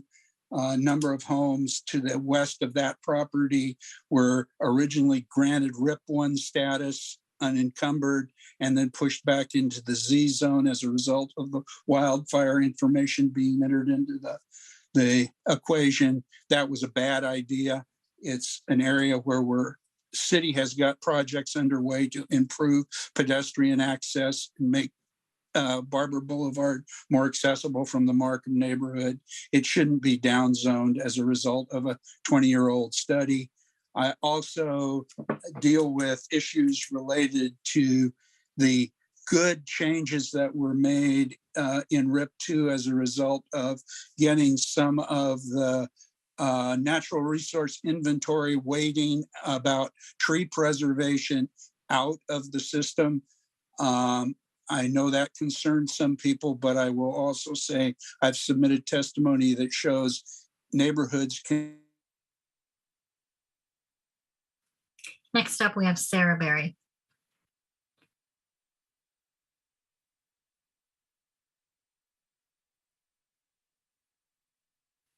Hi, sorry, unmuted. My name is Sarah. Thank you, Mayor and council members. I'm here as a Portland native and homeowner, and I just want to give you the reasons that I support RIP 2 very much. My parents moved here in 1962. I grew up on Northwest 21st and Irving Street, a neighborhood that had been formerly historically redlined. They moved there not just because it was an affordable single-family home, but also because it was surrounded by a range of other housing types, retail businesses. It was culturally and racially diverse, and it did not require car ownership because my dad worked at the Oregonian and my mom was stuck at home with 2 kids all day, and she wanted to be able to walk to the grocery store on 21st and Gleason. The point is that our street included and still includes single-family homes, apartment buildings, duplexes, older home conversions, housing elderly residents, immigrants, and transients. People used to knock on our door and ask if we had any rooms free. And it was great. It was a great neighborhood. In the 1980s, some of the larger homes were converted to condominiums, which did displace some of the elderly rooming houses, but it also allowed for some affordable home ownership. So I wholeheartedly agree with those who have already testified that both building and conversion building code constraints are far too restrictive, and that ADU codes are currently too restrictive to let Portlanders adapt to our current needs the way we did in the past. Those people who still live in those converted homes over on Northwest White, they are not burning down in fires every weekend, from what I can tell. And one reason for the economic diversity of that neighborhood in the 60s is because it had been redlined. And so ironically, many of the now desirable neighborhoods that are trendy and walkable is because they, by necessity, created adaptable living spaces that responded to the needs of our city's population in spite of banking discrimination. So my point is that I've heard many homeowners say like, oh, infill is going to change Portland, and it's the other way around. All of these zoning and building codes have suburbanized Portland neighborhoods. Next up, we have Scott Wise. Good afternoon, commissioners. My name is Scott Wise. I'm testifying here today on a fairly narrow issue, which is to urge the council not to adopt the proposed amendments to section 33.110.202. And I'll just summarize what I've submitted in my written testimony. The BPS in a recent news release said that the purpose of RIP 2 is to increase housing options in Portland. The effect of the proposed amendments to section 33.110.202 would be to do just the opposite. Let me explain how. Those proposed amendments would add a new restriction to a lot upon which a primary structure will be allowed, in that it must have a front lot line under the new amendments. There is currently no such requirement. Under the proposed amendments, a lot which has access to a city street only over an easement would no longer be allowed to have a primary structure built upon it at all, even though a primary structure is allowed under current law. My brother, sister, and I own such a lot. It's approximately 9,000 square feet and suitable for a single-family residence. The proposed amendments would prevent the development of our lot for any economically beneficial or productive purpose. This would defeat the stated purposes of RIP 2 by reducing the land available for housing. It would dramatically reduce the value of our lot and similarly situated lots, of which I know there are some. Pursuant to the United States Supreme Court case cited in my written testimony, the proposed amendments would constitute a taking of our lot, which would require the city to pay compensation to the owners we did not receive any notice of these proposed amendments, but rather found out that they were being considered only by happenstance. Notice of the proposed amendment is required by ballot measure 56. I urge the council to reject the proposed amendments to section 33.110.202.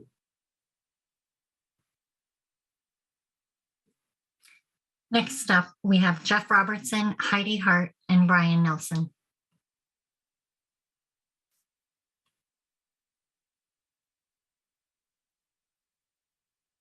Jeff, are you able to unmute?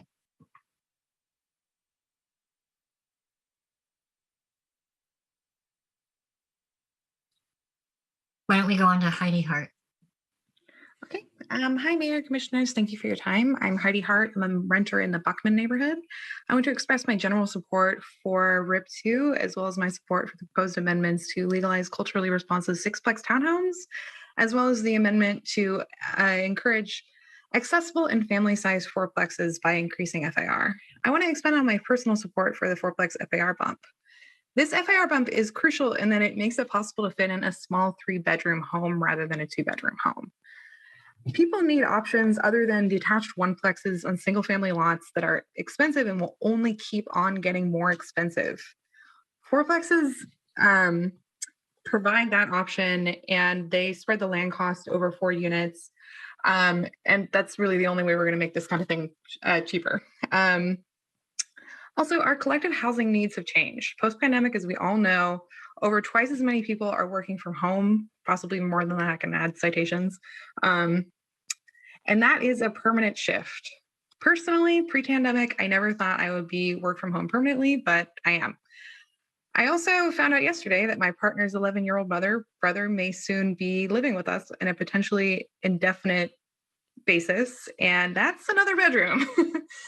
All that to say, it's personal. 3 bedrooms are really hard to come by in a non-extraordinarily expensive way, and I, for one, want more of them. Thank you so much for your time. Let's try Jeff Robertson again.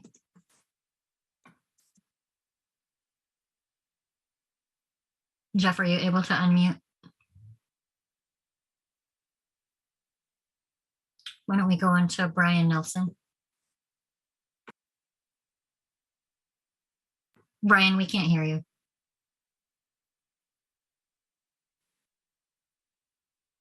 No, we still can't hear you.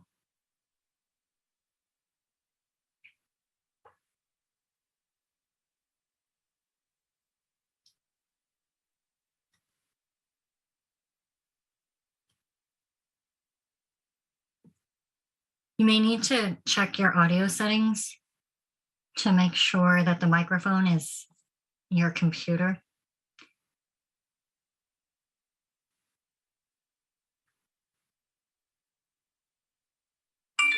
Why don't you restart your computer and we'll come back to you once you've rejoined.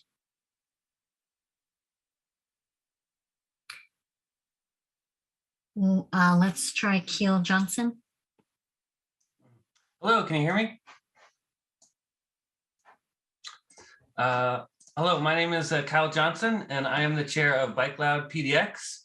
Our mission is to help Portland reach its climate and transportation goal of 25% of all trips being made by bike in the city. Building safe and inviting bicycling infrastructure is crucial to reach this goal, but without an abundance of housing options, it will be impossible for us to get more people on bikes. In cities that have already have a 25% of all trips made by bike, when your trip lasts longer than 15 minutes, the number of people opting to ride a bike declines dramatically. RIP 2.0 and the housing abundance it will unlock in Portland will make it easier for people to live closer to where they want to go and allow for more of those 15-minute or less bike trips. I support the Habitat for Humanity amendment that supports family-sized affordable homes and fourplexes because they will be cheaper than oneplexes, twoplexes, and triplexes. Portland will inevitably be a place where 25% of trips are made by bike. Passing RIP 2 with these amendments will get us to this goal faster. Thank you very much. All right, Brian, you want to try again? Sure, how am I doing? Yeah, we hear you. Great. Oh, good. I appreciate the opportunity to get back to you here. Hi, my name is Brian Nelson. I live in Portland. I'm the owner of a vacant lot in Southwest Portland. I support RIP 2, but strongly oppose the proposed change to Code 33-110-202 when primary structures are allowed. In the proposed draft, a requirement has been added and has a front lot in lot line in 3 positions. The new code will change residential buildable lots into unbuildable lots because they do not have a front lot abutting a street. I found 60 vacant lots in Southwest Portland alone that do not have street frontage. The act of making 60 Southwest Portland lots and numerous other lots in other areas of the city unbuildable reduces housing opportunities and choices, which is the opposite of the RIP 2 intent. The lot I own does not have street frontage. The current code allows me to build a home on my property verified by an early assistance planning application. All of my lot lines are considered side lot lines according to that application, and I do not have a front line, so it would make my lot unbuildable. The assessment market value of my lot is $256,000. Scott Weiss's lot, who just testified, assessed value is $245,000. This code would make both of our lots unbuildable and worth very little. The code change would create potential Measure 49 financial claims against the city of Portland. Measure 49, which allows for financial compensation to property owners when fair market value is reduced as a result of new land use regulations. A $250,000 buildable lot would be reduced to of little value. 60 Southwest Portland lots alone would result in $10 million of Measure 49 potential claims. The code change was not mentioned at any of the Planning Sustainability Commission public meetings. I request that you do not adopt the changes to Code 33-110-202 when primary structure is allowed to the limited time for change and public notice and comment. Next up, we have Paul Niedergang, Brian Posewitz, and Alexis Biddle.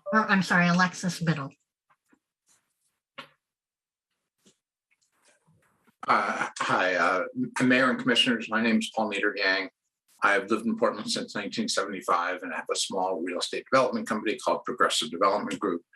I'm testifying to encourage you to consider the 3 future work amendments proposed by Forge Design and Planning as part of our RIP 2. The city of Portland declared a housing emergency in 2015, and in many ways, the crisis has only worsened since then. To help unleash the power of the greater Portland community, I strongly recommend that the council direct staff to incorporate an innovative housing demonstrations pathway as part of the RIP 2 process. We've been working on developing an affordable tiny home village on a 20,000 square foot RM1 site in Southeast Portland that we acquired in 2017. The concept is for a nonprofit, arts-focused tiny home eco-village called Art Farm. The site came with a house, workshop, and a barn, and we've since added one tiny home. Since then, we've been unable to figure out a common sense permitting pathway to develop the concept further and add additional tiny homes. While tiny homes on wheels are now possible under the recent shelter to housing process, the application is not for a shelter, and the 25-foot rear and side yard setbacks severely limit the housing quantity and livability of a functional cluster. The conditional use process adds cost, complexity, and uncertainty, as well as delays. If the goal is to create more housing with equitable participation, this does not meet the test. The goal should be to make a replicable adaptive density pathway available that can be utilized by other underdeveloped sites around town. The idea behind Art Farm is to demonstrate the viability of one alternative development modality with the hope that other people will replicate and refine the model. So I really want to. Next up, we have Brian Posewitz. Yes, hi everyone. Mayor Wheeler, members of the council. Thank you for the chance to testify today. My name is Brian Posewitz. I'm here today on behalf of myself only. I support the general policies of the residential infill program, but I have a suggestion for improvement.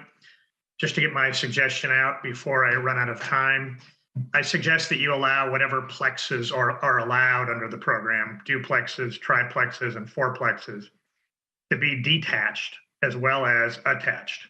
I believe that doing that would be consistent with the goals of the program. I understand it's also encouraged by DLCD rules and is done by the city of Bend. Just to explain my personal perspective a little bit, I live in Sellwood in a 1,200 square foot house on a 6,300 square foot lot zoned R2.5. Just in terms of physical space, I believe I could keep the existing house and add 2 similar houses to the lot. And I think that doing that would be consistent with the goals of saving existing housing and adding so-called middle housing. As I understand the existing residential infill program and new state legislation, I could put a triplex or maybe even a fourplex on my lot, but only if the units are attached to each other. To make a long story short, because I only have 2 minutes, it really wouldn't work for me to have the units attached, and the proposed cottage cluster rules wouldn't work for me because of the common space requirements. I appreciate that the recommended draft would allow a detached duplex with an existing house, and I thank the PSC and staff for adding that. But I suggest you not stop there and also allow whatever other plexes are allowed to be detached as well as attached. I understand that attached plexes look more like a single building, which I guess helps preserve single family character if that's what you want. But that seems to me to be outweighed by the need for more flexibility to increase density and affordability. Thank you for considering my comments. Next up, we have Alexis Biddle.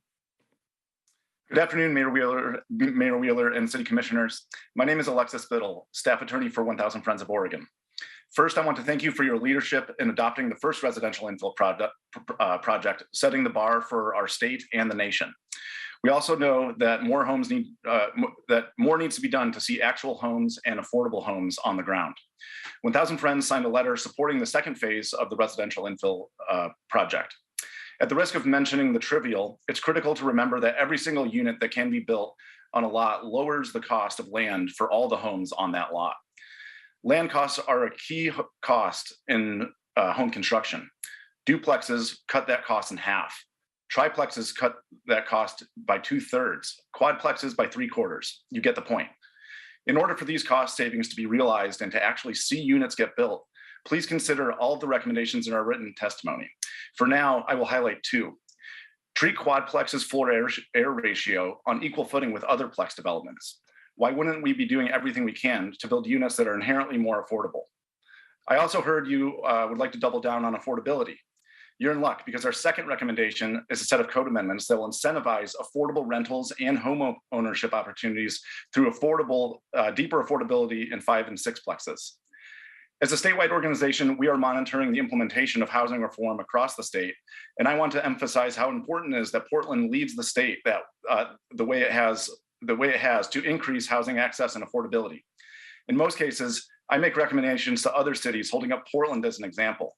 But today, I'm going to flip that script and encourage you to take the lead of places like Corvallis and Albany and allow ADUs up to 900 square feet. If you want to go really big in supporting more housing, I'd advise you to follow McMinnville and Pendleton's lead and allow ADUs as large as 1,000 square feet. Again, please carefully consider all the recommendations in our letter, and thank you for your attention and public service. Next up, we have Emily Guise, Jeremy Chen, and Diane Lin.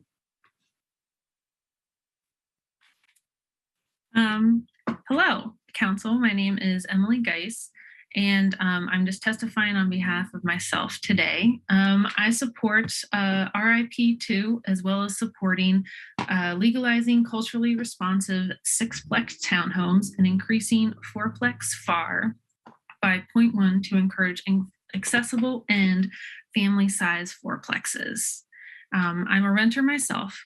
I know how hard it can be to find 2 or more bedroom apartments that don't cost an arm and a leg. Different families have different needs, and our city should take the opportunity to be responsible to those needs. Thank you so much for your time. And yes, again, I support RIP2. Next up, we have Jeremy Chen. Hi, my name is Jeremy Chen. I'm testifying for myself, and I'm speaking in favor of RIP 2. I'm a former OHSU grad student, current job searcher, and I've heard from many of my mentors and faculty just the importance of building equity. And I love Portland in the metro area, but right now with the housing crisis, I'm stuck in a rental situation with no chance of even considering a single family home. And yeah, I support RIP 2 due to its ability to give people like me the chance to consider ownership in the way those from generations before me have. Thank you for your time. Next up, we have Diane Lin. Good afternoon, Mayor, City Council. Great to see you all. My name is Diane Lin. I'm Executive Director of Proud Ground. We provide permanently affordable home ownership opportunities for working families, and especially Black and Indigenous people of color who have been left behind in this housing market. I know you all care about the people and the community these efforts are supposed to support.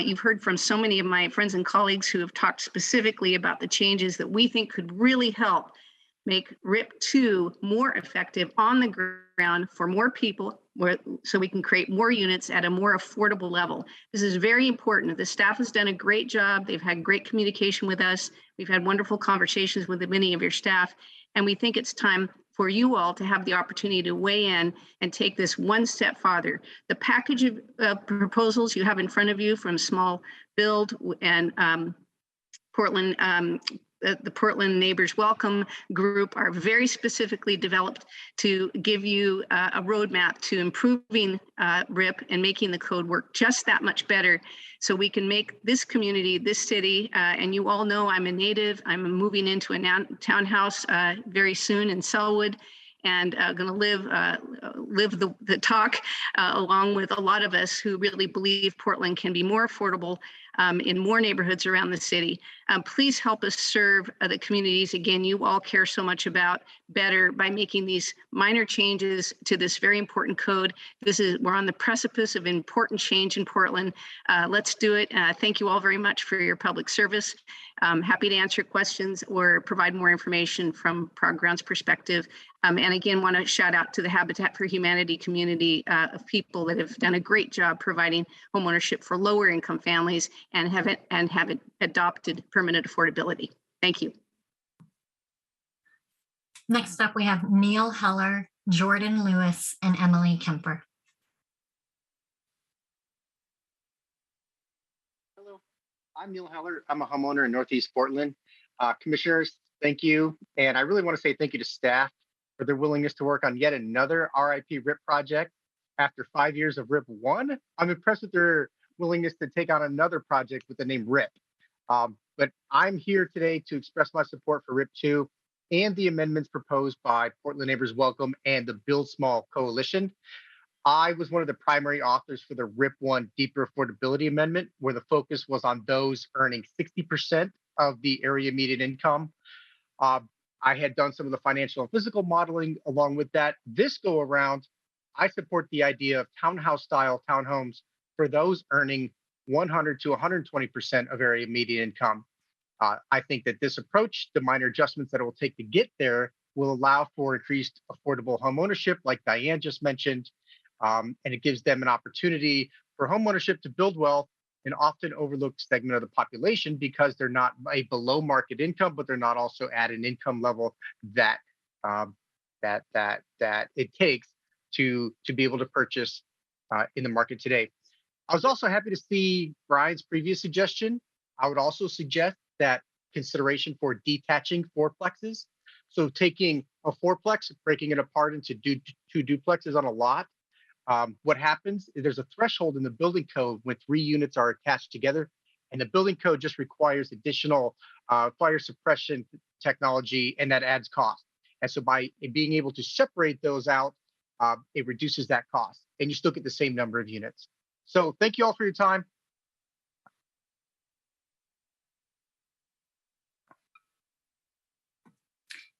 Next up, we have Jordan Lewis. Hello, can you hear me? Yes. Hello, thank you, Mayor. Thank you, commissioners. I'm here to testify in support of everything proposed about residential infill 2 project. I would like to see the FAR raised to 1.1. I would like to see 4 plexes, 6 plexes legalized. 2 additional points following Michael Anderson of Sightline. I would like to see builders given 5 additional foot from the front yard of the footprint of their lot to build housing on that footprint, not just yards. I don't think yards should be a priority if you live in downtown Portland myself. And secondly, I would like to see the size of 4 plexes raised to 1,000 square feet. I would like to see more housing, and I'd like to be able to invite people to move here, but I really can't do that at the moment because it's just so expensive to find housing, and not everyone makes $70,000, $80,000 a year. Yeah, I think I'll conclude my testimony now. Thank you. Bye-bye. Next up, we have Emily Kemper. Hi, everyone. Thank you for the opportunity to speak to you today in support of the RIP2 updates. I'm Emily Kemper. I'm representing myself. I use she, her pronouns, and I'm also an alumna of the original RIP Stakeholder Advisory Committee. I'm really grateful to everyone who has helped us make so much progress since everyone started working on this in 2015. I think that RIP2 will get us even closer to the dream of providing more housing options for more people throughout our great city. There's a few things that I'm a fan of in RIP2. Everyone here is providing some great reasons, so I'm not going to necessarily restate all the reasons, but I'll just say I'm a fan of the fee simple lot division for middle housing. I'm a fan of legalizing detached duplexes, and I'm also a big fan of cottage clusters just because I think they're really cool and great, and we should have more of them. In alignment with the recommendations of Portland Neighbors Welcome, I think RIP2 could be enhanced with the recommendation to legalize townhome style sixplexes, which I believe will provide more options for affordability, and the recommendation to increase 4-plex FAR by 0.1, which I believe will enhance options for more accessible housing that can accommodate families with a diversity of ages and abilities. So I think that captures everything I wanted to say to you all. Thanks again for your hard work on this, and it's nice to see you. Have a good day. Next up, we have Lejeune Thorson, Shane Boland, and Anna Kemper. Lejeune, are you able to unmute?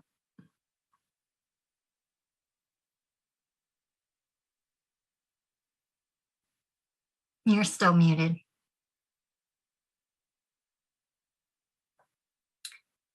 Why don't we go on to Shane Boland? Hi, my name is Shane Boland. I work at Owen Gabbert LLC, the Director of Development there. We are a developer and builder in Portland.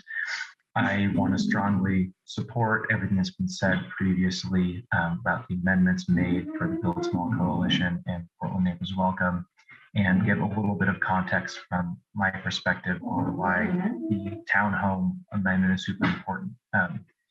We are a for-profit builder, but we aspire to build affordable sixplexes. The transition to townhouse construction lets you stay in the residential construction code instead of the commercial construction code, and lets you work with a kind of dramatically different set of subcontractors and people on your construction team. That is super important for folks like us who need to be able to keep their costs down to hit the affordable price points. The transition from that to townhomes lets market rate developers provide housing at a price point that we couldn't otherwise if we were forced into the commercial code, which just drives up costs that we then pass along to the future residents. Everything else I support has been adequately covered, so I'll leave you to that. Thank you. Let's try Lejeune Thorson again.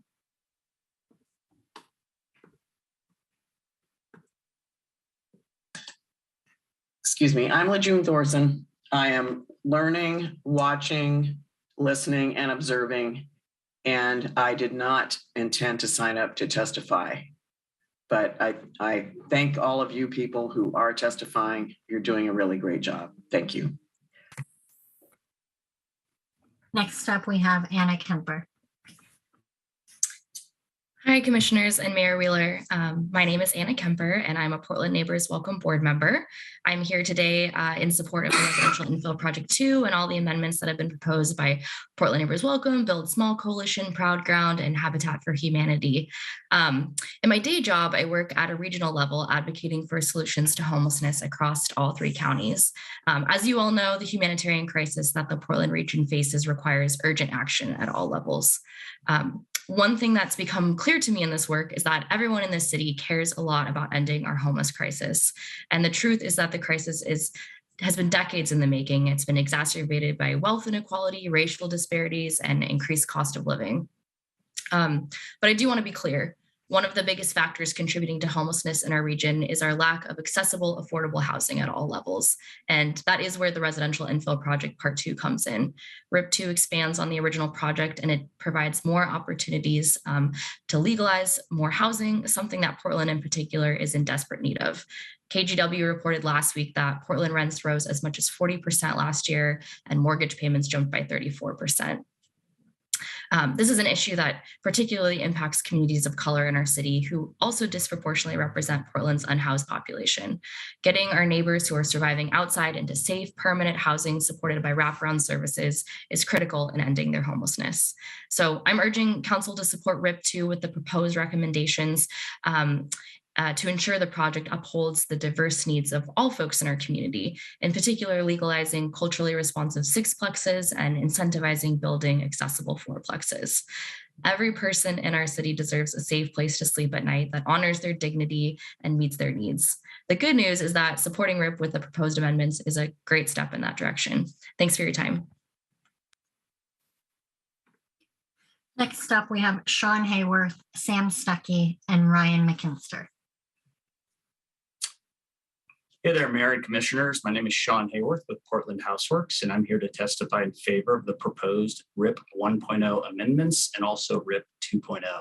We're a for-profit small infill builder and developer constructing annually between 20 and 25 homes exclusively in inner Southeast, Northeast, and North Portland. Much like the gentleman who spoke earlier, we too spent a few years on the Residential Infill Stakeholder Advisory Committee. So how did we get here? 7 years ago, we realized that the tear down one home and build one home in its place model was resulting in the construction of thousands of homes that are affordable to a fortunate few. Clearly, this can't be the only answer to our housing needs. Wanting to be a solution to the problem versus exacerbating it, we focused our efforts to exclusively pursue the development and construction of middle housing in the city of Portland. Our first foray into middle housing was 2 cottage cluster projects. From there, our next model evolved into projects containing both houses and accessory dwelling units. Along came the next progression in middle housing, RIP 1.0. While this is a progressive and robust section of code that has an amazing potential to assist in generating middle housing, it has one limiting factor that needs consideration. 4-plexes on your typical 5,000 square foot lot are currently limited to 0.7 FAR, which results in 875 square foot homes. While sufficient for 2-bedroom homes, 875 square feet does not allow for 3-bedroom homes. Consequently, as it's currently written, the code is effectively keeping us from developing the much needed middle housing for families. In summary, we're asking staff for a 0.1 increase in FAR from 0.7 to 0.8, which will provide the additional square footage necessary to get 3-bedroom homes. I'm hopeful this minor increase in FAR will result in additional developers and builders being interested in building this product. Thank you. Next up, we have Sam Stuckey. You're muted, Sam. Sorry about that. Thank you.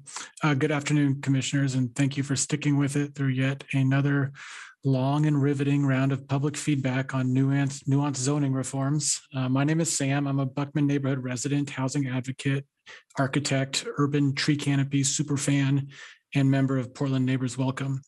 I'm here to support the entirety of the RIP 2 proposal, as well as the amendments proposed by Portland Neighbors Welcome and others designed to increase the supply of housing options. With the relatively recent passage of impactful zoning reforms, such as RIP 1, DOZA, Better Housing by Design, the Shelter to Housing Continuum, and the Historic Resources Code project, I do believe our city is developing quite an impressive track record of pushing for and implementing some of the most progressive and impactful housing policies in the country. RIP 2 is just another opportunity to walk the walk. We need housing options for everyone in our community across all demographics, and everyone includes growing families and an aging population that needs more accessible options. As exciting as the potential of middle housing and infill is, the early returns on building permits issued under RIP 1 regulations show that the vast majority of new construction are still one-plexes. One-plexes are the most expensive option, and they come without any accessibility requirements. Four-plexes, on the other hand, are our most affordable option, and they do carry accessibility requirements, but they are constrained in size by disproportionately restrictive FAR limits that make them impractical to build. The code as written limits our ability to build our most affordable and accessible infill housing type to abundance. A small FAR bump for fourplexes makes sense for the same reason it made sense to allow small FAR bumps for duplexes and triplexes. It'll help us build the housing that Portlanders need and want to live in. Aligning the regulations in our zoning code to produce the type of housing that works best for Portlanders is the best way to become a city that truly works. RIP City, baby. Thank you.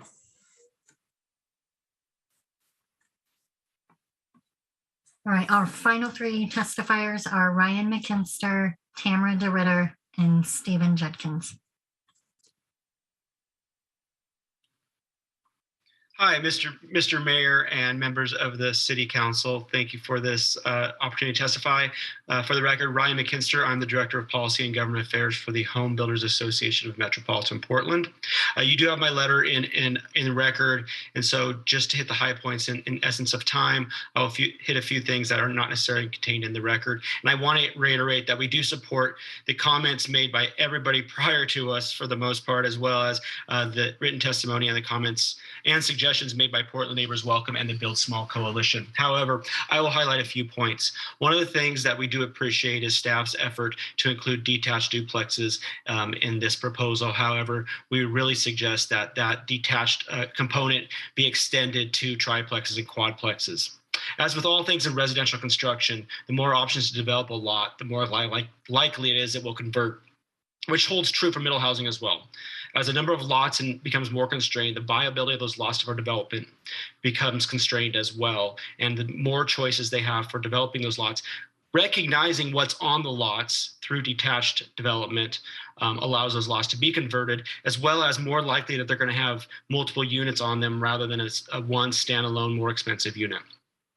Two other things, we really want to highlight the fact that dedication needs to be, lot coverage needs to be calculated pre-dedication. For the simple fact that a lot of these lots are going to be constrained. And if you do lot coverage post-dedication, you may be forcing less units on the lot. A lot that could previously hold 4 units will now be able to hold 3. And as that number goes down, the chances that it is more cost-effective or more valuable to put a single family than a multi-unit on it is going to occur. Subsequently, you're going to have less units produced. Finally, as we're looking at constrained lots, especially with multiple units on these lots, land is of a premium. And one concern we have is that if stormwater and private sewer laterals are not allowed to be shared in some capacity, it may limit those developments or the capacity of the units you can put on those lots. Thank you. Next up, we have Tamara DeRitter. Tamara, you're muted.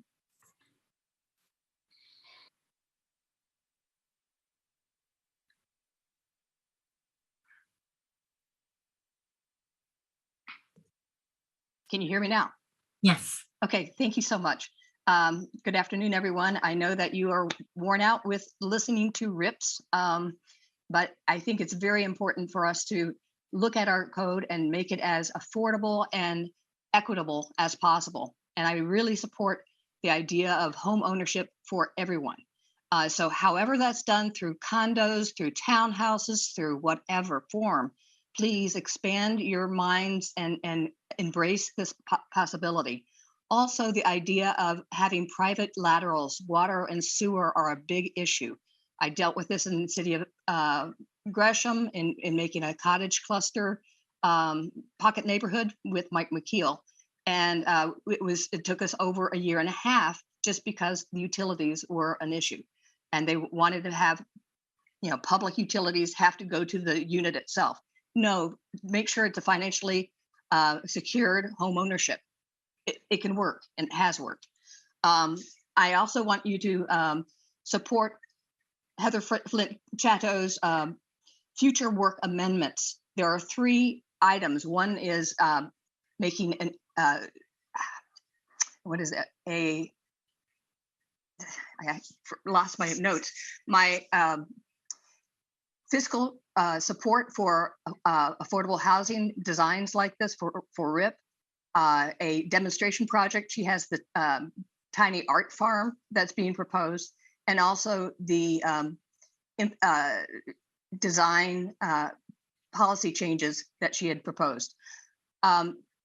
One other thing is I wanted to make sure that folks are have adequate space, and I think increasing to 1,000 square feet for ADUs is excellent idea, and also allowing detached and attached duplexes, triplexes, fourplexes.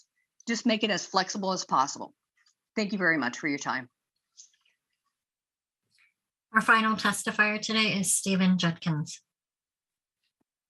Hi, can you hear me? Great. So I just wanted to note sort of the unanimity in affordable housing developers who are calling for some amendments and passing RIP 2. I think it's really great we passed a residential infill project.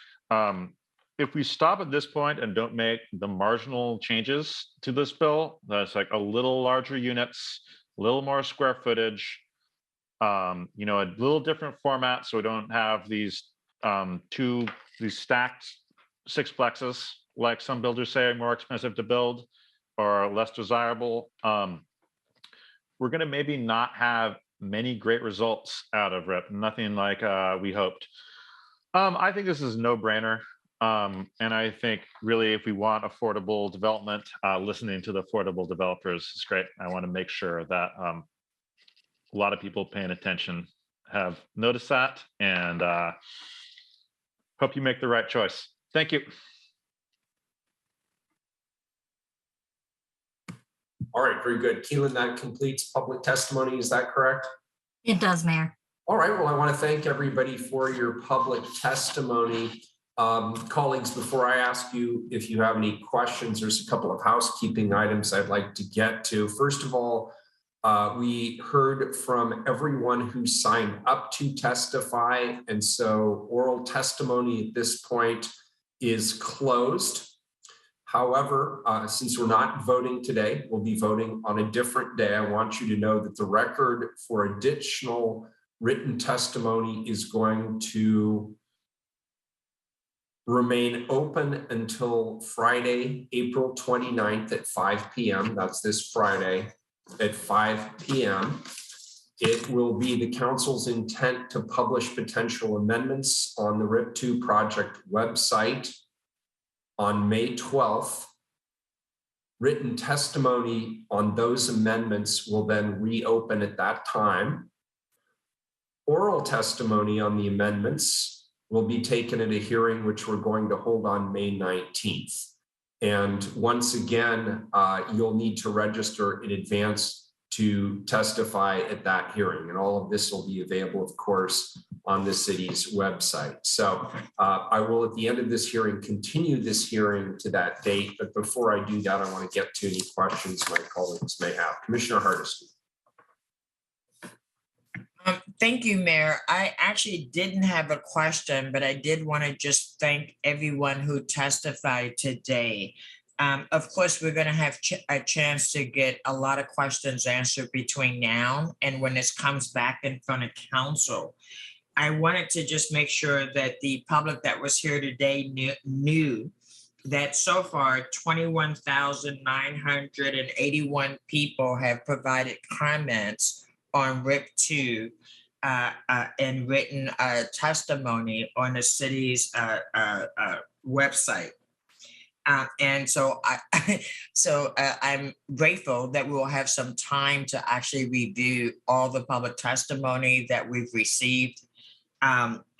I do have a couple of like minor questions today. And one really has to do with the housing on wheels. I think the law changed. Was that a legislative change to the law that now allows tiny homes on wheels?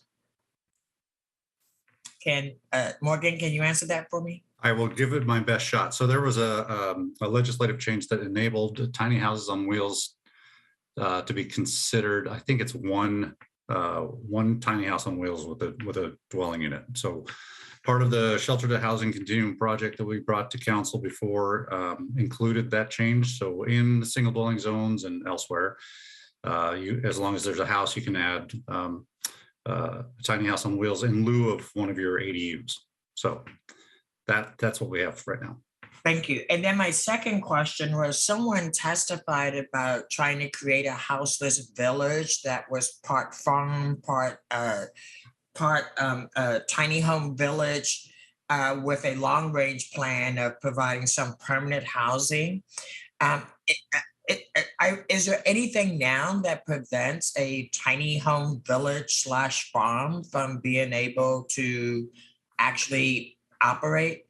There are some additional requirements. So you can propose to do a group or an outdoor shelter. So they're considered an outdoor shelter. They're allowed in conjunction with an institutional use like a church. They're also allowed through a conditional use process in single dwelling zones. That would allow a grouping or a number of tiny houses on wheels up to 20 in single dwelling zones. I think the testifiers brought up issues about the process, the conditional use process, and the setback requirements. And I believe the setback requirements is something that could be looked at through a separate adjustment process. But in terms of being able to have that type of use, that is allowable through the outdoor shelter requirements. And is that because of the executive order that the mayor, it just sounds like there's a lot of hoops that people are jumping through who are trying to provide temporary shelter. So I'm just trying to unpack that. And maybe this is not the place to try to unpack that, but it caught me that here's someone with a plan. Yeah. It sounds like the city's putting barriers in its place to prevent them from doing that. Yeah, we can respond with a little more complete regulatory framework, all the other aspects of what's required for those uses.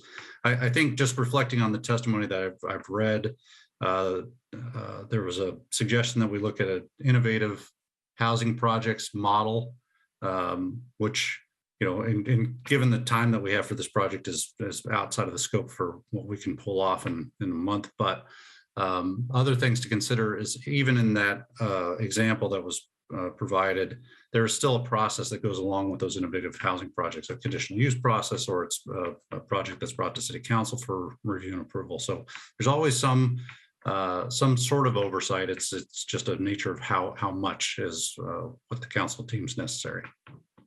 Thank you. And before I stop talking, I just want to thank BPS staff. Because again, I'm feeling old today for some reason, because all these issues that when I first got here, RIP 1 was a hard thing to get to the finish line. And the dedicated staff at BPS had worked many years before I showed up in order to make that possible. And I just wanted the public to remember that amazingly, after that incredibly hard work, you started immediately, Morgan, on RIP 2. And so I just want to applaud that you didn't go home and just say, yay, we did it, we're done. But you actually were very thoughtful about how we could make it better. I'm going to want to know information about bedroom sizes because, I mean, as I look at rental units today, what people are calling bedrooms, I call closets. And so as we keep talking about expanding the number of bedrooms, is there a minimum square footage that that code requires in order to call something a bedroom? There is, and we can get you some more information on that. And I think, yeah, it's a little bit of a matter of perspective. What suits one person for their size needs might not suit others. And just reflecting, thank you for the appreciation. It's not just me, of course. I have a team of helpful staff behind me and staff in other bureaus and folks that have brought suggestions to the plate to help expand our considerations. I don't think after RIP 2 we're going to be done either. This is sort of a continual process, but definitely appreciate the shout out.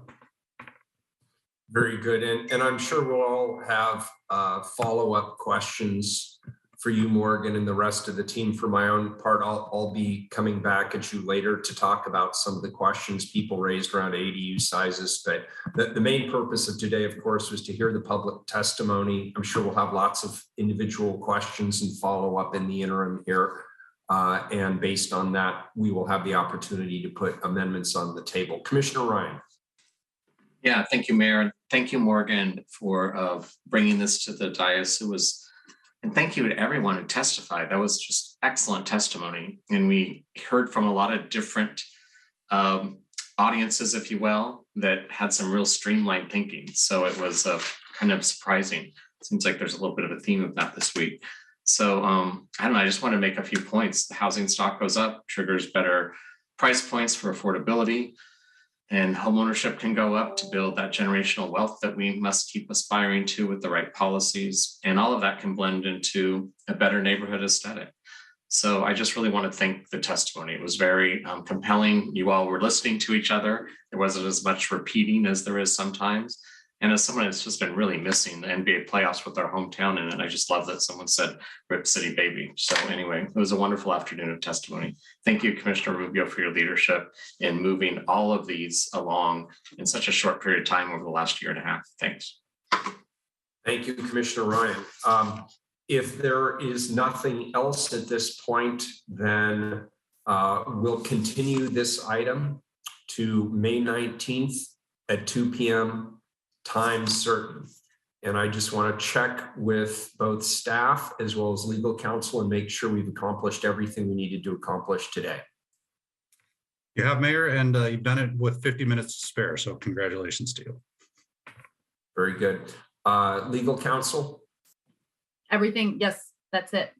All right. Thank you, everybody. Thanks for your testimony. That concludes today's hearing, and we are adjourned. Recording stopped.